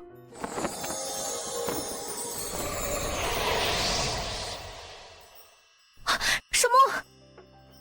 微微，幸亏有你在，你是幽灵吧？最后怎么赢的？我成功拉拢了吴丽丽，把9号淘汰了。吴丽丽还差点反水呢，要不是我声嘶力竭力挽狂澜，现在就是吴丽丽和9号的1v1战场了。以这游戏的尿性，1v1不能投票，只能互殴了。吴丽丽肯定打不赢9号。辛苦你了。为了你不辛苦。对了，对面的词我猜是口香糖，而你说了不能吃，所以我猜你的词是跟口香糖很接近的泡泡胶。泡泡胶？是的，我一开始的猜测是泡泡胶，可是10号张琪都复活了，说明你们是同词组。但张琪的描述是这东西有的便宜，有的很贵。问题是泡泡胶价格很贵吗？而且你也试图提醒我，让我发现可能猜错词了，所以我现在可以确认你们的词肯定不是泡泡胶。你的卡片到底是什么词啊？差点被坑死。哼，已经不重要了。不行，快告诉我，难道是史莱姆玩具？我怎么没想到，又黏又湿又软，弹性十足，能变大变小。张琪的描述也十分符合，盗版的史莱姆便宜，正版的史莱姆巨贵。唉，罢了，虽然有点小瑕疵，但我还是赢了。哼哼，我厉不厉害？就算拿空卡也照样能赢哦。啊？你很厉害。恭喜各位第2轮游戏通关，请进屋吧。欢迎各位来我家参加朋友的聚会，请入席就坐吧。我和我的朋友们欢迎诸位的到来哦。啊，你的朋友们？总而言之，希望我们也能成为真正的朋友吧。啊，难道要成为你的朋友，指的是变成玩偶？我才不要，噩梦啊！这些桌子都是6人位，却只摆了5个玩偶，他们都是游戏输掉的玩家吗？是的，你们都没说错。输掉游戏的朋友会留下来，朋友的聚会永不结束。你在游戏外的世界有朋友吗？没有吧？照你这招待朋友的风格，就算有朋友，也肯定会翻脸了。这位小姐，我欣赏你的幽默，不过在游戏中，玩笑话还是少说为妙。我没开玩笑啊。游戏系统大概也是看你没有朋友很可怜，所以分配一个朋友游戏让你监管吧。哎，我突然发现系统还蛮体贴的，我说中了吧？朋友游戏可是我的得意之作，它完美无瑕，展示过数之不清的珍贵数据，而系统它只是什么啊？原来又想试探我的话。你们这些有趣的人类，不过是一些水、蛋白质、无机质和酶的组合部分，就那么想知道答案吗？好吧，既然你们好奇心这么旺盛，那咱们就赶紧开始第3轮游戏吧。咱们就玩真心话大冒险，看看你们有没有机会从我嘴里得到答案吧。大家应该都玩过真心话大冒险吧？那么规则就不多说了。啊，等等，还是说一下吧，我没玩过哦。事真多，这位可爱的小姐，如此好玩的游戏，怎么你会没玩过呢？我没有朋友，没机会玩这种游戏。哦，不用伤心，小姐，朋友聚会欢迎你，只要你留下来，我们永远都是朋友。算了，我对过时的游戏没兴趣。喂，别这样，监察官，请讲解游戏规则吧。那么下面讲解游戏规则，这里一共有12张牌，6张真心话白牌，6张大冒险黑牌，每位参与者都将分到1白1黑2张牌，然后请各位在白色牌面上写真心话的题目，在黑色牌面上写大冒险的题目，写好后即可开始游戏。游戏中的各位可以选择真心话白牌，也可以选择大冒险黑牌，而游戏顺序是以我为起始点，顺时针进行游戏。我第一个选，下一个到你了哟。但是需要注意一点，连续2人选了真心话白牌后，第3个人就必须选择大冒险黑牌。如果不想大冒险，则可以选择2张真心话白牌来替换这张大冒险黑牌。同理，2个人选了大冒险黑牌后，下一个人必须选择真心话白牌。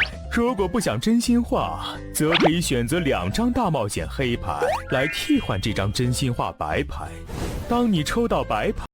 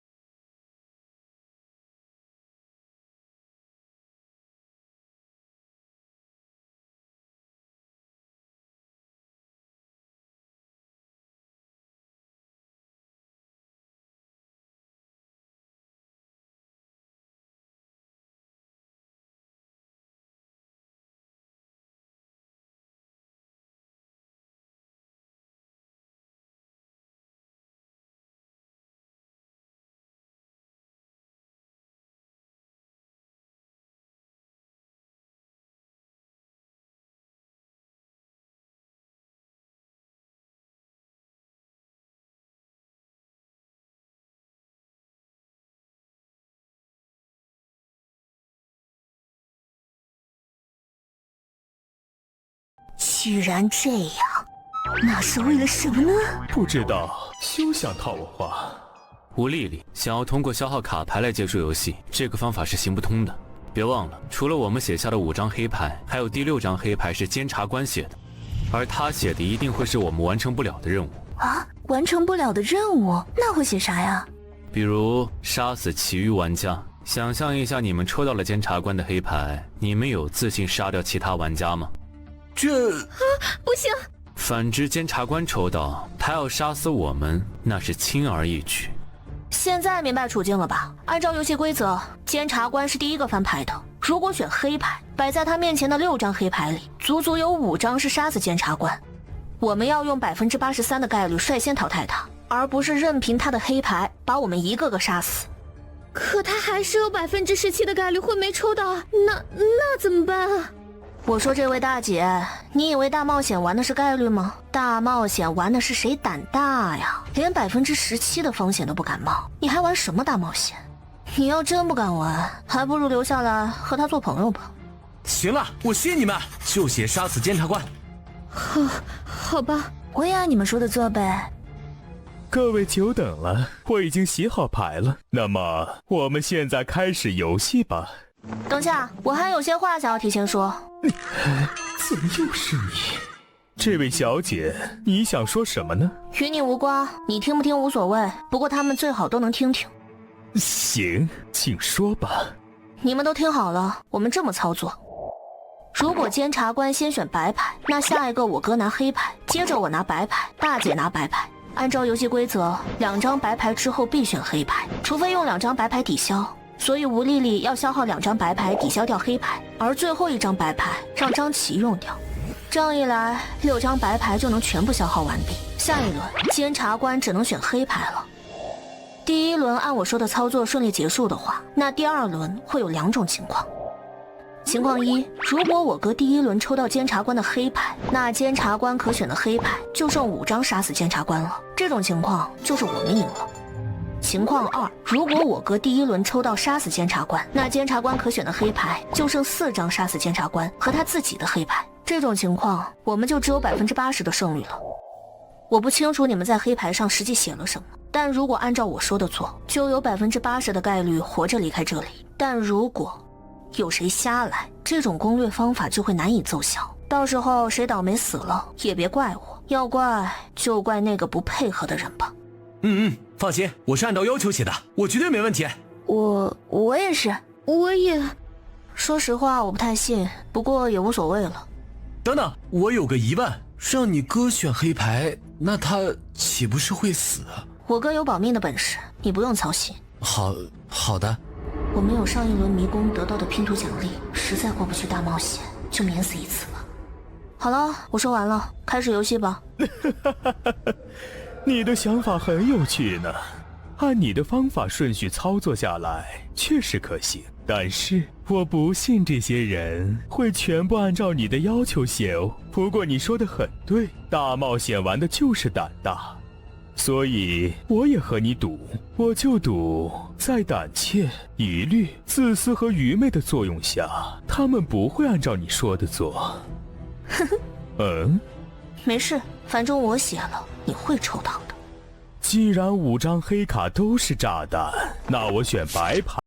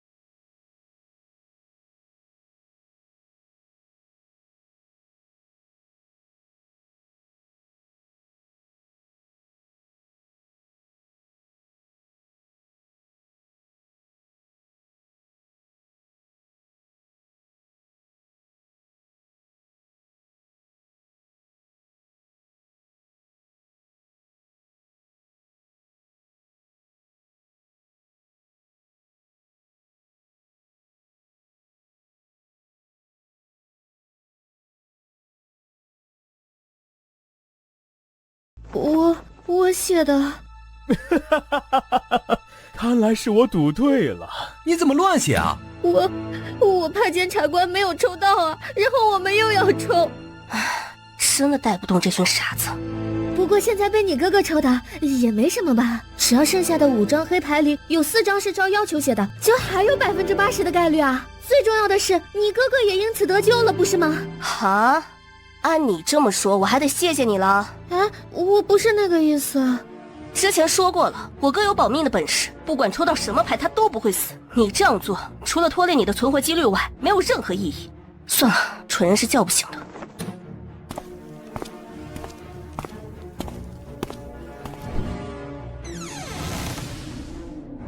放心吧，我去就会。外面这气氛有点不对劲。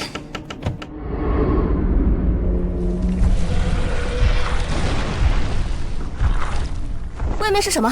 别担心，除了花还能有什么？你都给我听好了，如果我哥出事，你们都别想活。我即使弄不死监察官，但是弄死你们几个，办法多的是。为什么怪我们？是他写的呀。有个词叫迁怒，不过你们放心，我也一样活不成，我们都得给我哥陪葬。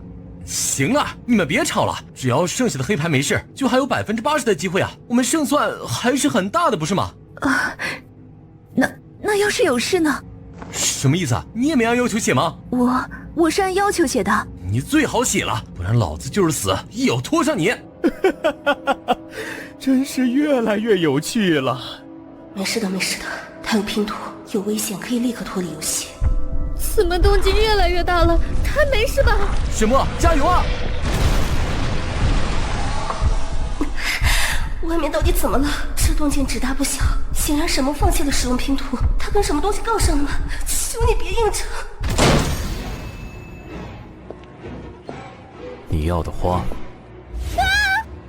好可怕！肩膀受伤了。还好，不怎么疼。这里已经很久很久没见过活着走出大冒险的人了。罢了，咱们继续游戏吧。这位小姐，到你抽牌了哟。说一件你做过的坏事。唉，现在回想起来，当时还是太年轻。换做现在的话，我应该可以做得更坏呢。大约在我13岁的时候，我妈给我请了一个很讨人厌的家庭医生，我当时气坏了。于是我偷拿了妈妈的手机，编造了她跟医生的外遇。当然，也很成功地引起了医生老婆的注意。再然后，我又往家庭医生挂职的医院寄了匿名举报信，最终这位医生医师执照被吊销了，老婆跟他离婚，而我也不用再见到他了。怎么样，我的坏事讲完了，各位听众可还满意？你怎么回事？才10几岁就这么恶毒？医生跟你无冤无仇，还有你妈妈，你怎么连亲妈也利用？看我回家怎么收拾你！我错了，不要打我！抱歉打扰两位小姐，游戏是不是该继续了？请两位先回归游戏吧。到你抽牌了哦。我没害过谁吧？我没撒谎。牌变红，说明你在撒谎。什么？金朋友。由于上一位朋友的真心话挑战失败，所以他抽的牌并不会消失，此牌会回到场上继续游戏。现在多了一张真心话白牌，你们的计划貌似被打乱了。我很期待你们接下来的表现哦。吴丽丽这一轮选2张真心话白牌来逃避大冒险黑牌。愿望嘛，我只想回去，回到一切都没发生过的时候。牌消失了，你答对了。下一张。啊，这问题，切，怎么被你抽到了？你怎么写这种问题？这可是我精心策划的游戏，我想要的是生命在临近死亡时所爆发出的活力，是灵魂在迷茫忏悔时所闪现的亮光。我才不想要这么儿戏的问题，为什么要让我遇到这种不按套路出牌的玩家？也罢，就当这是新的数据样本吧。吴丽丽，你牌发红光了，说明你回答般配是不对的。你卡牌咋回事？这答案哪里错了？游戏系统有问题吧？人家都说般配了，还能有错吗？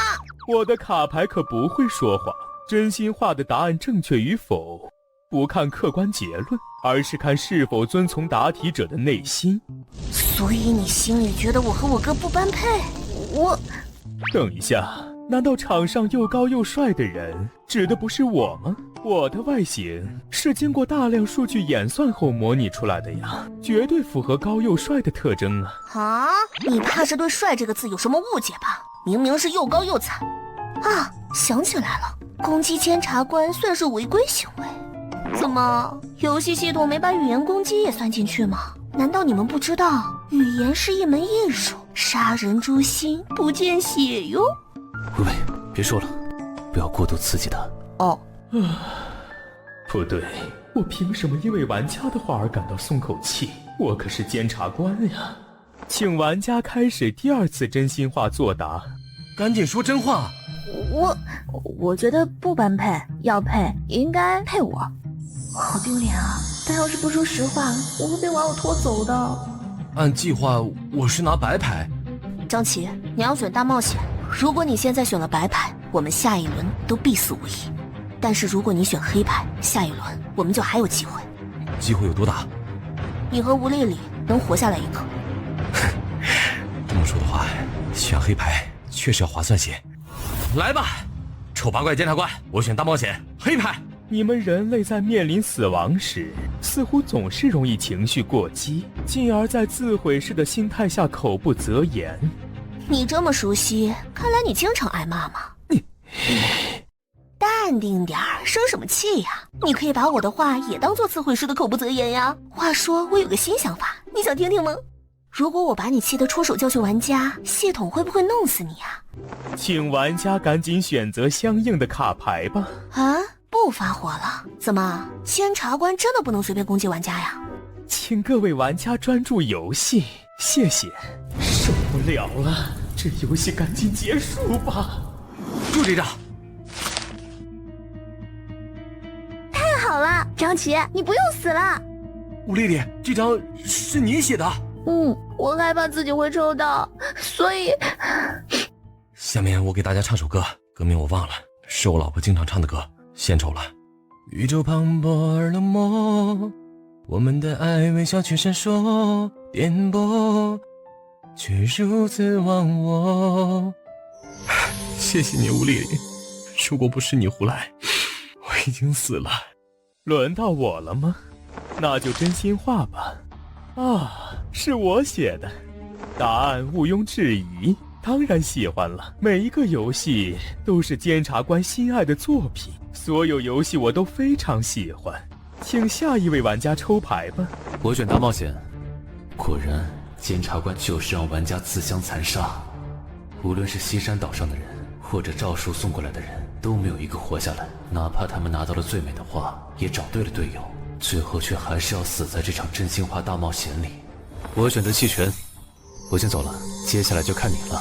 放心吧，本来想把你们几个都带出去，但现在怕是无法如愿了。白牌只剩1张了，谁选白牌谁就能活。至于谁更有资格活着离开，我不做评判，你们自己看着办吧。我选择大冒险。哦，我运气不错，是我自己写的那张牌。我猜监察官的身份和人类肯定不一样，你们想要流出跟人类成分一致的鲜血，做不到。做不到，幸好被你抽到了呢。请下一位玩家抽牌吧。怎么办？轮到我了。连续2轮黑牌之后必选白牌，否则就要用2张黑牌来抵消1次白牌啊！这让我怎么选？这位小姐，你选什么牌呢？是甘愿牺牲，选择2张大冒险黑牌，以此为同伴换来生机，还是顺其自然地选择白牌，将所有黑牌留给同伴？我很期待哦。怎么办？怎么办？我不想死，可我也不想看着张琪去死啊！只剩3张黑牌，而神魔弃权的黑牌必须最后抽，所以这轮即使你把白牌留给我，而选择2张黑牌，神魔的黑牌也会被监察官抽到，最后我们一样都活不成。丽丽，已经没有回头路了，我已做好面对一切的准备，所以你抽白牌吧。不起，是我害了你呀，我对不起你。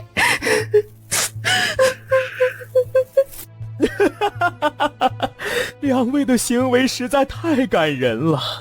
那么下一位玩家，请抽牌吧。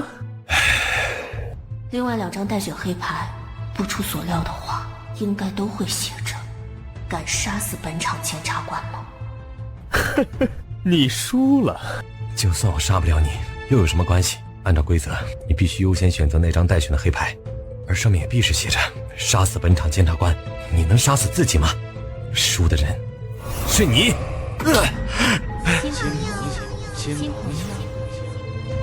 张琪，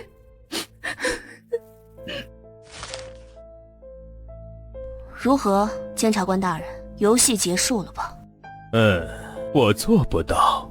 除了游戏系统，哪怕是监察官自己，也无法结束自己的生命。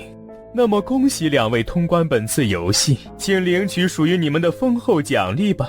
希望里面的奖励能符合这个游戏的气质吧。什么气质？那当然是大、多、好。希望能如你所愿吧。那就来看看里面有啥吧。弃身娃娃可作为使用者的第2身体，36小时内承受一切伤害。朋友邀请卡，持邀请卡可进入不被邀请的区域。奶粮循花种，已经接触地面，24小时内无视季节、环境等因素生长成花海，摄取生命养分。走出院子就能回到现实世界。2位女士，再见。你说错了，应该是再也不见。没关系，即使不见，我也会记住你。行吧，那我让你记忆再深刻点儿。拜。这不是蘑菇炸弹！我一定会记住你的。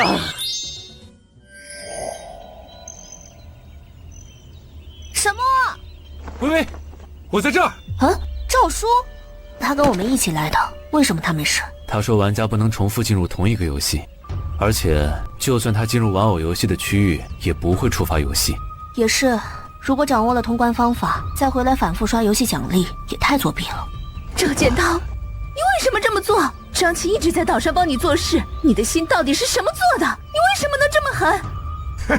为什么要怪我？是他自己非要跟来，你也一样。你这种人不配活着。吴丽丽，冷静点。有一点我想不明白，既然你明知道这岛上有危险，你是完全可以趁早避开的呀，为什么反而要骗大家说这岛上有安全基地？难道是因为岛上的人太多，你为了节省资源，所以才会把人送岛上？这样好像也不对，现在岛上只有60-70个人，并不算多吧？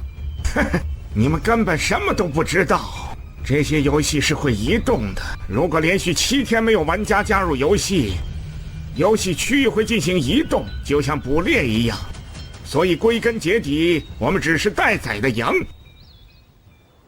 你们看，赵叔的船回来了。赵叔怎么给绑着了？快，给赵叔松绑！喂，你们先等等，根本就没有安全基地，赵建涛一直在骗我们，送去西山岛的人全死了。赵叔，您还是得给我们一个合理的解释啊。对呀，我们可是很信任您的。老赵，既然发现了游戏，搬走就是了，为什么要害人呢？老程，我也是有苦衷的，这件事儿我就跟大家解释一下吧。就算磕头谢罪，也不会有人原谅你。赵建涛把大家害死了，他迟早也要害死我们，你们干嘛还听他的？可以啊，赵叔，难怪一路上从容自若的样子，原来这帮人都被你调教好了。严重了，不过是多知道一些事儿，领着大家多走一段路罢了。挺自信的嘛，这是骗得久了，把自己也骗进去了。你还真当自己是救世主吗？你们以为我没想过逃走吗？逃去哪儿啊？还有哪个地方没有游戏？你们说呀！我可是为了你们，想方设法从外面找来落难者，每一周不间断地往岛上送人，填那东西的胃口。正因如此，我们这个地方才能安然无恙到现在。只有他保了，我们才能继续在这里生活。所以各位能理解我为什么这么做了吗？其实赵叔也不容易啊。是啊，赵叔也是为了咱们大伙的安全。不是吧？这就洗白了？明明害死那么多人，却一点事儿都没有。更恐怖的是，怎么听着听着，居然觉得赵叔和这些人说的挺有道理。这里的人全都是赵建涛精挑细选留下来的，他们都有一个共同特点，那就是没脑子。说的委婉些，就是缺乏自主思考的能力，容易受影响被洗脑。哼，其实你也蛮符合这个特点。来说说看，你刚才有没有觉得他们说的很有道理啊？没有。非常感谢大家信任，我还是会继续想办法从外面带人回来，维护大家的安全。只是如果真到某一天不得不从我们这些人里选的话，那就由大家投票共同来决定吧，如何？同意，支持赵叔。唉，可惜人心不定，世上永无桃源。但愿这些人不会后悔自己的选择吧。哇，我们走吧，没意思。回去收拾行李，一会儿让他开船送我们回服务区。可要是他不愿意呢？哼，他怎么会不愿意？无需质疑的，他巴不得我们赶紧滚蛋呢。他是骗子啊！你们怎么还信他？你们不走，我走。你们都疯了！我宁可死在外头，也绝不会再待在这里了。你们收拾好行李了吗？怎么了，吴丽丽？你们快走吧，我已经在这里撒了花种。花种是什么？岛上游戏的通关奖励，改良型花种。这个花种一旦接触地面，就会生长出食人花海。它这是要灭岛。其实我和他们也差不多吧。如果不是因为张琪出事了，我大概也会信了赵建涛的话。可我已经害死了张琪，我实在不能再教他们害人了。那就祝你好运吧。随后吴丽丽一个人划船走了，我们也跟着离开了三山岛。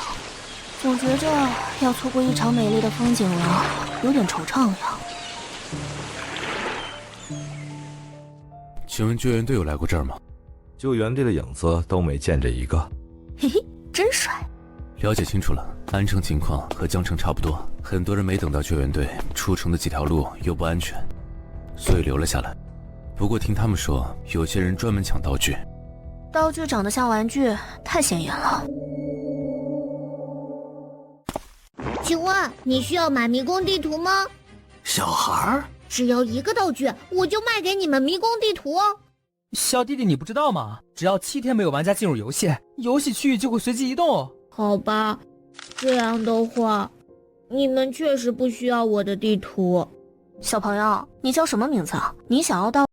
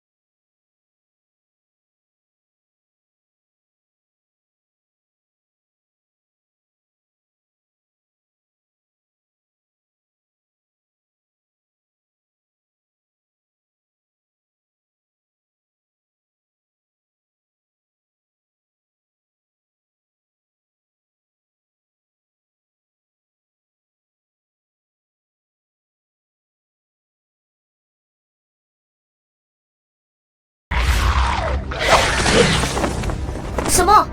最后一只留活口。看看这到底是什么东西？什么声音？这又是什么东西？赶紧进屋。没有冲我们来。他在吃剥皮小怪。现在我们该怎么走？不用我们费力，用那个更好。剥皮怪。没错，这些怪物能破坏免疫系统，阻止伤口愈合。贪吃蛇的作用就是吞噬病菌和异物，并产生抗体，抵御病原体入侵。原来如此啊！小新，目的地你来选择。我。小新，不要有压力，我们都相信你。哎，对，你肯定会选对的。那就出发吧，走这边。Go！ 根据我的记忆，这里就是迷宫内外的交界处。去抓诱饵过来吧。好嘞。嘿嘿，就像远程遛狗一样，真方便。让你啃哪儿就得啃哪儿。大蛇来了！蛇很容易被包皮怪的腥气引来，一切都在预料内。什么？拖住！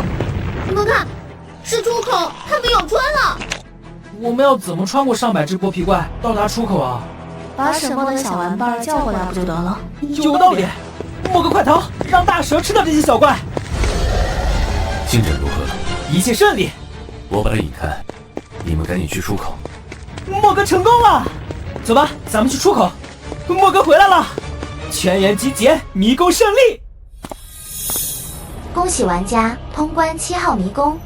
街道都变回来了。那个系统结算给了我一块拼图，这块拼图你拿着吧。给我？真的可以给我吗？对了，莫哥，小新说有人要打劫我们，是叫飞哥的那伙人。我猜他们存了很多汽油，是不是啊，小新？你怎么知道？知道在哪里吗？知道，在基地里放着。总之知道在哪里就好办了。Go！ 任务完成。咱们接下来去哪儿？先找个地方过夜。哎，你们看，这也能遇上？切，冤家路窄啊！有事？别紧张，有个事想跟你商量一下。呀，你们都在这儿啊！飞哥，就是戴帽子那高个子。莫哥，怎么这么吵闹？他们是……杨哥，没事吧？欢迎进入玩偶游戏。本次游戏的主题是幸运问答。身体被锁住了，有东西冒出来。欢迎诸位的到来，在下是本次游戏的监察官。抢答环节即将开始，诸位请做好准备。现在正式开始第一轮抢答环节。你们面前的是抢答器，每个人都有自己相对应的序号。诸位请听第一题：地球上的4季变迁由什么引起？由地球公转引起的。回答正确，累计1分。诸位请听下一题：人体含水量百分比最高的器官是什么？36号玩家请作答。眼球。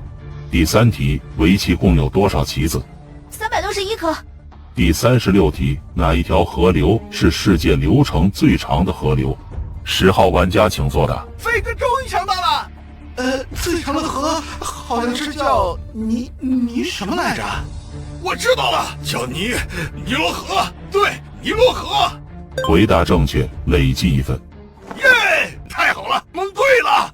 接下来是第2轮必答题环节，规则有所不同，在下将为诸位详细讲解。第2轮必答环节的答题要求全员参加，共36题，每道题都会有指针随机抽取1位玩家出题，而题型皆为选择题，全员作答。被指针选中的玩家可从题库中选择自己擅长的类型出题，也可将选择权利让渡给场上任意1位未被淘汰玩家。